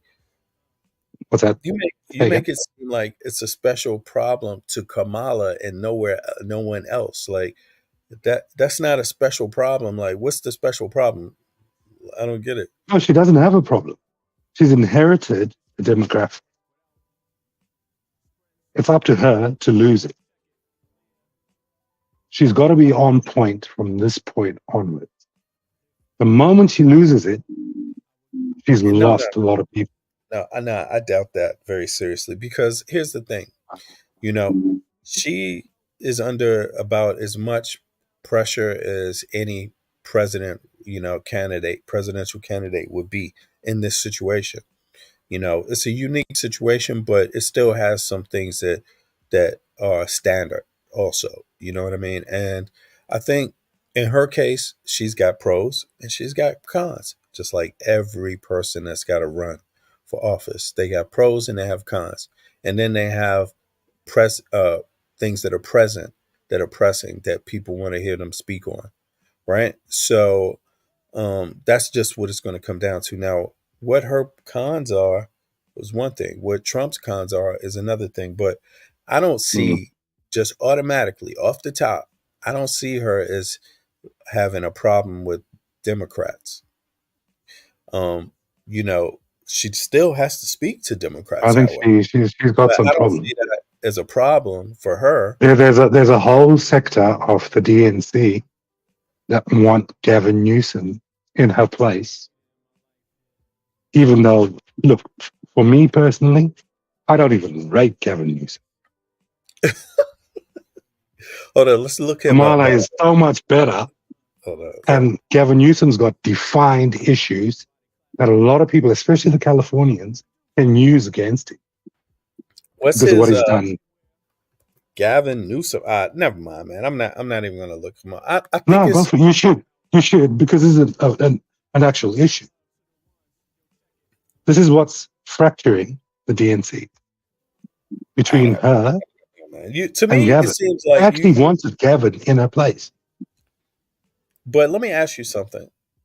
What's fracturing the DNC? Okay, so you don't describe the Republican Party as being fractured. I told you what's fractured. Okay, so but you think also that the Democratic Party is fractured over Gavin Newsom?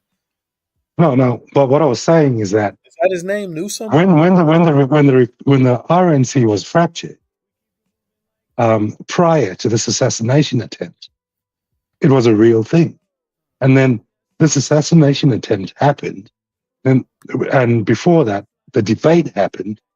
So, as far as the RNC is concerned, a lot of people actually swung over to Trump. Like I said, and I explained it, divination, all that sort of stuff. And the opposite is happening for the RNC. They've been fighting. They didn't know whether Kamala was going to be endorsed by Biden or not. Yeah, but where are you getting, like, people, have been talking about breaking off from Trump for like 4 years now, right? So it's clear that the data before his first thing, like they were against him, like they didn't like it. The Republicans didn't like Trump. It was 50-50 down the line within the party itself. Right, but that's still how many years? Then that's 5 years. That's not long. But it's the whole time he's been around. That's the point I'm trying to make. That's not new, people. So there's data. But Gavin Newsom, when did that happen? When has that been a split in the Democratic Party? For how long? How did they collect polls on that? Listen, at one point they were like, Biden should drop out and endorse Gavin Newsom. That's why I brought up the whole thing at the beginning, But what I'm where a saying lot of is people were saying, what I'm saying is that story has only been going on a couple of days. So obviously the polling on that is not around, not the same polling as what it is to be like a never Trumper, right? There's no data behind it. The Gavin Newsom thing is just new. It's an instant thing. You don't know what the numbers say because it's a new story pretty much, right? listen, VB, I'm going to be really rude. If you can give me 15 minutes, I'll be back. Okay, go ahead. No problem, man. Go for it. I got about 15 more keep minutes. going. Go ahead. I'll keep listening. Play whatever Okay. you need to play, and we'll come back to it. Yeah. Okay. All right. Peace. Bearer for a party that's already on edge about its electoral prospects. Robert Costa, please stand by. And I do want to back up some of the points that you were just discussing there regarding how difficult of a decision this was for the president.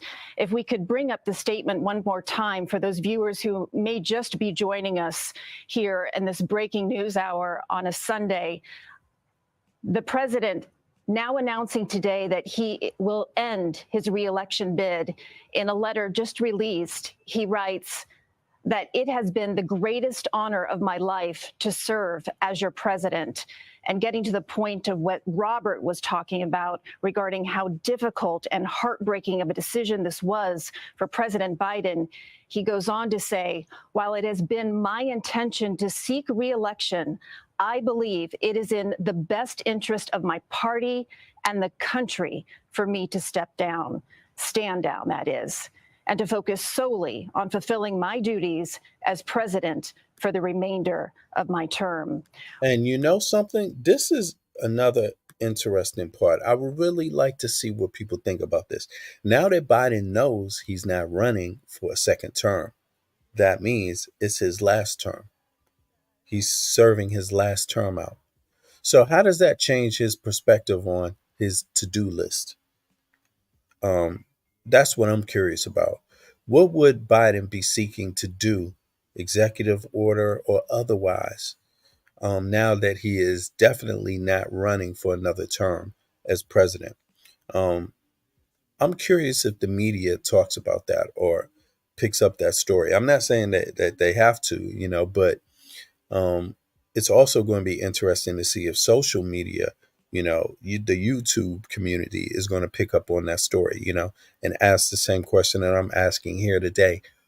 Since Biden officially is not running for re-election, what would be his focus since he knows now this is his last, year, less than a year, last month's serving as president? What would be on his to-do list? Would there be any executive order things?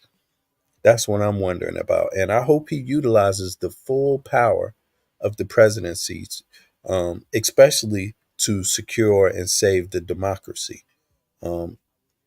I think he needs to use everything. I wouldn't blame him. I don't know maybe there's debate about what he should use, but I wouldn't blame him for using all, given the state of the Supreme Court, given the state of affairs in the U.S.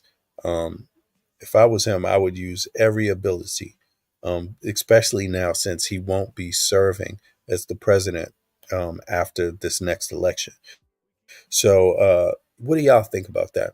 Let me play some more here. Willie James Inman is traveling with the president. He is in Rehoboth with the president now, and he joins us now live with an update. Willie, what are people there saying on this historic day? Hey there, Christine. It's good to be with you. Well, this is just sending political shockwaves across the nation today. For the most part, things are going about as they should here in this beach community. This is a community that President Biden knows very well. He spends a lot of time here. But if you talk to the folks here, they love President Biden. This is his home state, of course. This is a town that he visits quite often. But in his statement, he also talked about the successes of his administration. He thanks Vice President Kamala Harris. But as Bob pointed out, it'll be interesting to see how this all plays out if President Biden does indeed endorse Vice President Kamala Harris to take the helm to be the Democratic nominee and go up against former President Donald Trump. But the president really saw the doors closing in, so to speak, as those senators came out. You had Joe Manchin come out today and said that the president needed to step aside. You had members of the House, more than 3 dozen Democratic lawmakers stepping out publicly and saying that the president should end his political campaign. And in fact, that is what he did today. I like how the Democrats did it overall. I didn't necessarily like the pounding on Biden because of his age, but if they saw that as necessary, then they did what they had to do. Nonetheless, I do like the fact that they are just saying, okay, let's give Kamala an opportunity. She can run. She's been the vice president, no problem. I like how Biden stepped down and he could, because that's not what Trump would do, obviously. I like the fact that Biden stepped down and said, hey, he's not the only person capable of leading. What happens to democracy in the U.S. is not just an issue for him. It shouldn't be only up to him to defend the democracy, right? I like how Biden stepped down. That when you're stepping down from running again, that means you're able to see other people as being valid and viable, enough to lead also, and capable. So I like the fact that Biden was willing to step down, and I had a sense that he would. And I support Biden myself, 100%. Like I think that he's very sharp politically and on a global level and national level. I believe he does bring that to the table, that wisdom and practical knowledge of how the country works, how government is supposed to serve people, and I believe he's done great at that. But I think just the age thing was too much for everybody to get along with, and I think he heard the message and just decided, okay, well then let's do it. Let's listen to what you all have to say. Let's go in that direction, and I'll support. I think that was great for Biden to do. I respect him a lot for that. We know Trump would never do that. We know to Trump, this is personal. He is the only person. And everybody else, be damned with. Stay out of his way. That's kind of how Trump would handle that moment. So I think there's a clear distinction there. But let me play some more. I mean, congratulations to Kamala Harris. If you are the nominee, congratulations. I think she will be. I don't have a problem. I say let's just bring the debate on. Let's bring it straight to Trump now. And I'm happy it's her because she's younger than Biden. She's still got that physical vigor she can exude, and she's a woman. I think it is appropriate. It is 100% appropriate that when you have guys that are anti-female like Trump, when you have allegations, a guy is running for president and there's allegations about him assaulting sexually a minor with Jeffrey Epstein. I mean, when you have that kind of thing going on that you're running up against, I think it's very appropriate for a woman to take that up. I think that's very appropriate, and I think women are going to take that up in convincing fashion, and we know others like AOC are going to take it up because there's a lot of dimensions to Donald Trump, the colonizer, the one who can basically take over government bureaus and operate them like a monarchy. Even in a way, monarchies don't even function anymore because most of the monarchies in the West are actual democracies now. They have a figurehead, but the parliament controls the levers. So in any case, let's listen a little bit more. And yeah, congrats to Kamala, and also I would say congrats to the Democratic Party because again, this decision is about inclusion. And when you're dealing with inclusion, that means you always put focus on the fact that there's other people capable right now, right here, that can lead. So I think that's a great thing to see. Democracy really in action. So Although, of course, he is behind closed doors. He's in isolation because he has COVID-19, growing frustrated with all these public calls for him to step down. So quite a moment in American history for the president to step down in this way in a statement. We haven't seen the president since he arrived here in Rehoboth Beach amid that COVID-19 diagnosis. But I anticipate, as he mentioned in his statement, we will hear from him in the coming days. So, Willie, no indication then, as you just mentioned, the president does plan on speaking to the nation later this week. As far as you know, and what your sources and what you're reporting is indicating, is that we will not hear from the president today, other than this letter. So let's see here. Let me go forward a little bit. Let's see here. There are no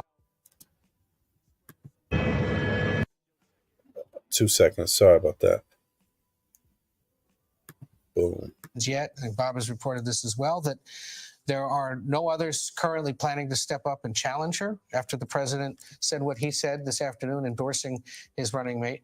But there will be a conversation about who is most palatable, who makes the most sense to be on the ticket with her. We've heard about a handful of governors, some senators as well across the country from key swing states that could conceivably help. We've seen some statements. Okay, so they have Andy Beshear, J.B. Pritzker, Gretchen Whitmer, Roy Cooper, Gavin Newsom, Josh Shapiro, Wes Moore, Mark Kelly, Gina Raimondo, Pete Buttigieg, and Raphael Warnock. I mean,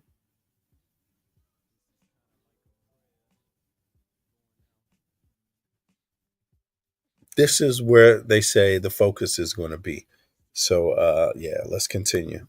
From some of those that had raised concerns about the president in recent days. Let's look at this list, for example, here. You have the Kentucky governor, Andy Beshear, the Illinois governor, J.B. Pritzker, the Michigan governor, Gretchen Whitmer, the North Carolina governor, Roy Cooper. Those four right there are seen as potential good ones because they have executive experience. They've run modestly sized states, or in the case of Andy Beshear, won re-election as a Democrat in a red state, and are seen as the kind of person who can be sent out to campaign with the Senate and House candidates who for the last 3 weeks have been saying they can't campaign alongside the president.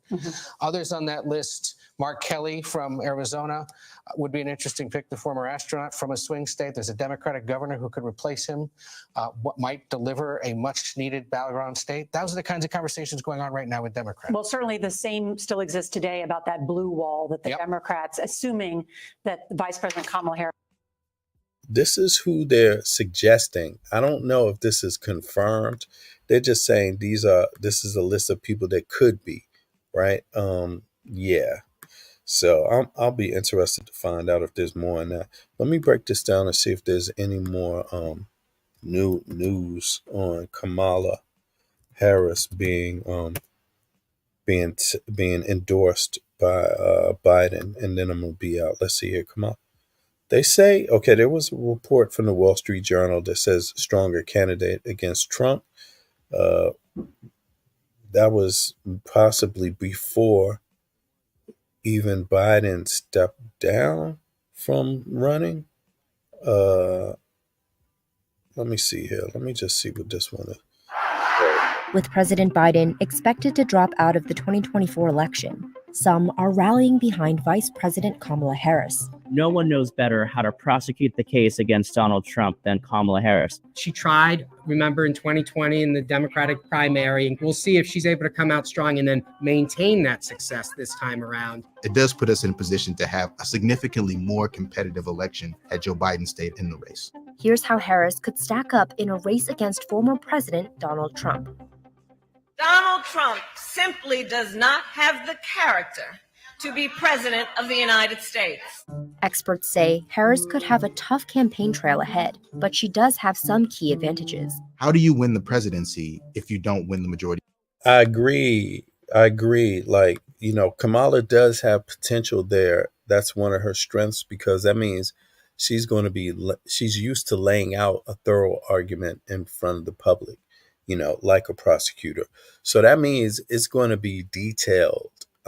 The prosecution, you could say, her case to the people. She's going to put it out in a very logical and easily understandable format for people.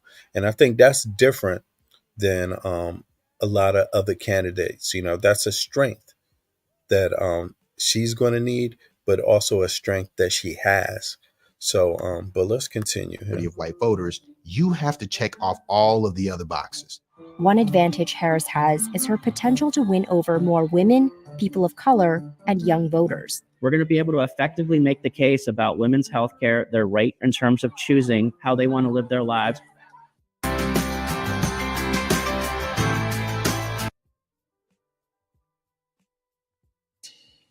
Is a fight for freedom. The fundamental freedom of a woman to make decisions about her own body. A Wall Street Journal poll in April found that abortion was the most powerful issue by far driving suburban women in swing states. Over half of the women in the poll said Trump's policies on abortion were too restrictive. Some Democrats and political experts also expect Harris to invoke more excitement from Black voters, a critical advantage at a time when support from that group was slipping for Biden. As an African American woman, she's going to have a unique opportunity in terms of how she communicates and has a conversation with voters in Detroit, Michigan, Philadelphia, Pennsylvania. These urban centers are really where we're going to need historic turnout to consolidate around Kamala, so that way we win these critical swing states. Harris could stand to gain younger voters who had lost confidence in Biden's ability to beat Trump. Kamala Harris gets to be the knight in shining armor here. She gets to ride in on the horse and be the candidate that is not Joe Biden, that can carry the policies and ideas of Joe Biden without some of the concerns that led to Joe Biden's decision to remove himself. A July poll by Emerson College, conducted before the assassination attempt on Trump, found that people between the ages of 18 and 29 were the least motivated to vote. Biden was still leading the Democratic ticket at the time of the poll. It's the younger Democrats, which is, in my opinion, the base of the party. And it's more than just voting. It's about canvassing. It's about phone calling. It's about get out the vote efforts. We cannot do it without all of your help. All of this is part of the campaign that I think was lacking with Biden, and that's why we have Harris to see if we can capture that energy that has been missing. Harris actually channels a lot of the candidate characteristics and features of Obama that generated this excitement in 2008. He was awesome. He was brilliant. Just what I was looking for. This is a young candidate of color that is going to sell us on a vision of America that is multicultural, that is more unified, that is moving into a new future. At 59 years old, Harris is significantly younger than Biden, who's 81. We get to go coast to coast without worrying about her energy level in terms of hitting critical media markets. She's definitely younger than also Trump. Some political experts say Harris's background as a prosecutor helped her come off as a strong debater in her 2020 presidential campaign. You know, there was a little girl in California who was part of the second class to integrate her public schools. And she was bused to school every day. And that little girl was me. This becomes a moment where Harris looks extremely strong. Suddenly, she goes from polling in the single digits to close to 20%. And after her vice presidential debate with Mike Pence, polls showed that more voters thought she won. Well, let's get no, but Susan, this is important. I want to add, but if, Mr. Vice President, I'm speaking. I'm speaking. Experts say that in a race against Trump, she needs to replicate that debate. Right there, I think that's what people were talking about. They want to see, they don't see Biden doing that. And I think that's what it got interpreted as, maybe age, that Biden doesn't approach things that way. He doesn't deal with, know how to shut somebody down. And Kamala Harris just shut down Mike Pence. You remember that? She did. Let's play it again. No, but Susan, this is important. I want to add, but if, Mr. Vice President, I'm speaking. I'm speaking. Experts say that in a race against Trump, he's like, I have to weigh in here. And she's like, I'm speaking. And so, you know, exactly. She definitely did the right thing there. And Pence was a lazy chump for even trying to interrupt her in the first place. But she controlled that thing. She needs to replicate that debate success. You also have to be very careful, because we've never seen someone survive an assassination attempt and then step onto the debate stage, talk about this openly as a signal of love of country. How will Kamala Harris handle the events that have catapulted Trump's popularity and favorability amongst his base? Recent polls like this one by Emerson College show Harris significantly trails Trump. What we've seen over the last year when Biden was on the ticket is Trump had a ceiling of about 46%. Never does he really go above that number, not before the conviction, after the conviction, post-debate. Biden was losing ground or gaining ground, but not being able to get over 45%. Can a Harris candidacy get over 45, 48%? What she really needs to do is get closer to 50%, and that could give the Democrats the edge. But polls only capture voters' feelings at a specific moment in time. And these results came in before the assassination attempt on Trump and before Biden dropped out of the race. When we're looking at these polls prior to the announcement, These are hypothetical candidates, and we ask voters who really haven't taken much time to think about these individuals. So they give you a knee-jerk reaction, generally based on name recognition. With Harris, you see lower numbers in some of these demographics, but over the course of a few weeks, I expect to see them bounce back in her favor. But in a toe-to-toe race against Trump, experts say Harris would need to prove that she's a strong leader, something 44% of voters said they were looking for in a candidate, according to a poll by Monmouth University. Donald Trump, this is a person that is not shy on confidence. Nobody knows the system better than me. With people who are already sort of ideologically aligned and therefore also see Trump as an effective leader, he's in a prime position to demonstrate this idea of I am the leader of the free world. With Kamala Harris, what will be her I am the leader of the free world moment? The biggest concern for Harris will be immigration. My trip to Guatemala and Mexico was about addressing the root causes. She's going to have to defend those policies. Kamala had one job, and that was to fix the border. Now imagine her in charge of the entire country. But at the end of the day, some experts say this is a race based on personalities, not policies. And Harris replacing Biden would force the Trump campaign to change its offensive strategy. Trump has spent so much time the last 3.5 years on Biden. Could you imagine if Biden was up here and the teleprompters didn't work? And we'll see. Exactly. And now he's suddenly got to shift over to Kamala. And he's going to see, does that become worn out? You know, is it now just the same words for the next candidate, or is there any difference? You know, or is it just that everybody is like that? How he's able to make his case against Harris. They can't decide which of their candidates is more unfit to be president, sleepy, crooked Joe Biden or laughing Kamala. Harris entering the race now would be the latest a candidate has joined a presidential election since 1968. Biden had been the presumptive nominee since March. This creates questions around how well organized the Democratic Party may be. It's a very short onboarding process. Joe Biden, Donald Trump, they've been around. While Vice President Harris has had an extensive career, it's certainly not nearly as long as these other two candidates. But a big question remains. Who would Harris pick to be her vice president? How long has Trump's political career been? His political career has been shorter than Kamala Harris's, actually. So that's not going to work in his favor, that argument about whose career has been longer. Biden's career is definitely longer than both of them, both Trump and Harris. But Harris's career is definitely longer than Trump's. So, and she's a woman, and I'm sure she's going to outline that, you know, just for some guy like Trump. But I got to step out of here, y'all. Wow. Yeah, your audio wasn't, I couldn't hear your audio, bro.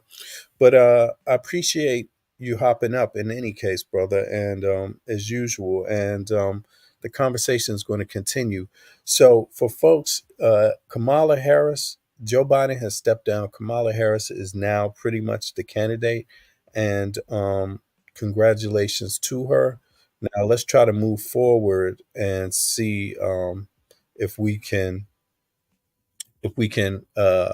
get some momentum to solve this issue called Trump. WAP, you there? Yeah, can you hear me? Yeah, I can hear you. You're lucky because I'm just about to cut off. I got to take care of a few things. Go ahead. You good? Yeah.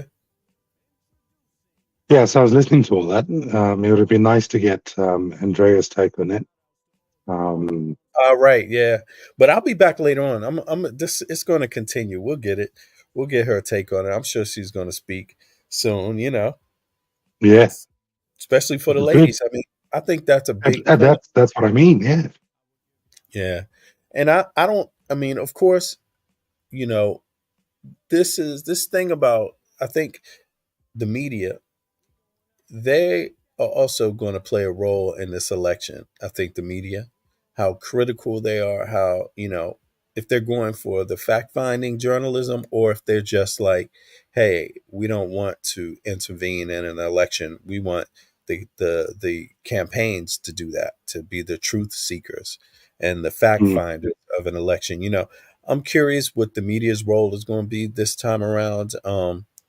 But I also can admit it doesn't seem to matter to a lot of Trump voters, like how much he lies. No, That's a that's standard. absolutely not going to be the case. Like Trump voter, he's got his core, like we said before, and it's how she performs. It's how Kamala performs at the end of the Yeah, day. exactly. It's hers to win or lose. I don't think she's gonna lose it. I hope she doesn't lose it. I put it that way. I don't know, but I hope she doesn't. But she got my support from the start. So let's see what she got to say. But let's see what she got to say. If she better put it all out there though and prosecute Trump. Like she's Yeah, running on. this is the best opportunity to put all that, like you said, social media stuff that has been put on her shoulders in the past few months or since the time she became VP. Dispel that, explain it, and then push on from there.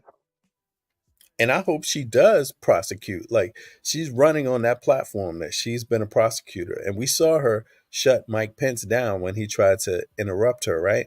Or Yeah, well, interject. Pence is not a It's good, not, but is not the mark that we should be. but you know that Biden wouldn't be doing that. Biden's not the type to react that way to a person like Trump. But so it's going to be curious to see, is Kamala, is she going to be able to shut Trump down? What do you think? Look, because she's a woman, she'll be able to do it quite proficiently. Oh, really? Damn. I Is think. that your Oh man, stance? come on. Is that your stance? Because I she's a think she'll be woman? able to do it, But but you it's think how she does it. she's a woman? It's how she does it. I don't think it's going to be because she's a woman. Do you think I that was a think bit excessive? yeah, bro. Come on, man. Come on, because Look, she's got the obviously, tools to do it. That's the well, look, thing. there's women for Trump. There's women sitting there listening to all kinds of stuff at a MAGA rally. So, I don't think it's just women, but I think Kamala would be in women's best interest to vote for. But, they could always vote for Look, Trump. on a personal level, I think she'll be able to do it a lot better with Trump than Biden has been able to do it. Yeah, I think so. And I think it does have something to do with age. Also experience. Biden's a seasoned politician. Trump's not. So Trump doesn't follow the same rules. Kamala is a seasoned politician too. Yeah, she's seasoned, but not the same way Biden is. Biden is been around. So there's certain sets of standards and stuff he's just going to follow, even if he's losing, a debate or losing. With Trump, he don't have any rules.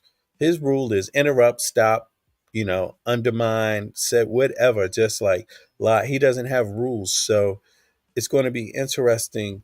I do believe that gives him an advantage with Biden. It did in the first debate too, but I don't think it's going to turn out that way for him. So at the very least, we get a chance to see what happens when somebody doesn't let Trump roll over them in a speaking Be contest. to a detriment too, because one of my biggest things is that, as far as politics is concerned, coming from a law family, lawyers do this, without a second thought. Debate, all that sort of stuff. They can do it really well. What got Trump into power, I believe, in 2016 is that he was unconventional. All right? Right. Yeah, true. He blindsided just about a whole nation, the whole world, to be honest. Exactly. Right? Lawyers or career politicians are very calculated in their approach to this sort of stuff, and it showed when that's what brought Trump in. So now they've worked him out, right? It's up to them to see how they deal with him from this point onwards. Right. Yeah, well, that's what they're going to find out. I mean, how far does the blind side work? Can it work a second time? Can the same Yeah. tactics work a second time? Essentially, uh, I'm willing to say no. I don't believe they will, but it's still an open argument. I mean, it remains to be seen. So we're going to find out. But on that note, I appreciate you, Wab, for hopping up, bro. It's been good to chat with you a little bit and get some other perspective on it. I like your perspective because it's not, pro Trump or pro Kamala. It's just, it's pretty much just It's bad. analytical. Yeah. I'd like to think it. Yeah, yeah, and of course, people know that I'm supporting the Democratic Party right now. I'm a Democrat myself, but I'm not a Yeah. person No, I that's can only tell. do what Democrats do. You know what I'm saying? I'm not only going to do what Democrats do. I don't follow that in that way, but Yeah. in terms of these kind of basic things, I'm definitely a Democrat. So let's see. We're gonna see, and it's Let's going hear to be. what else she's got to say. Yeah, let's see Let her what else finish she it. got to say. Let's see if she can carry us with her on that journey to vote for her. Even though Right. I'm definitely going to vote for her, but we'll find out. Never mind, man.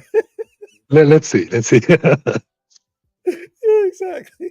All right, wow, we out, bro. Peace, bro. Peace, one. Peace, everybody.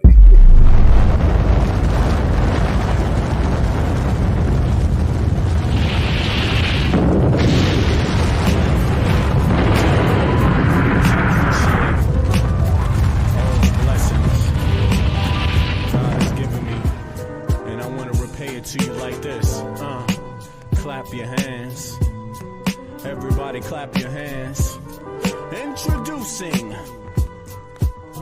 this is the joint where we give shout outs to all the peeps, you know what I'm saying? We couldn't do this joint without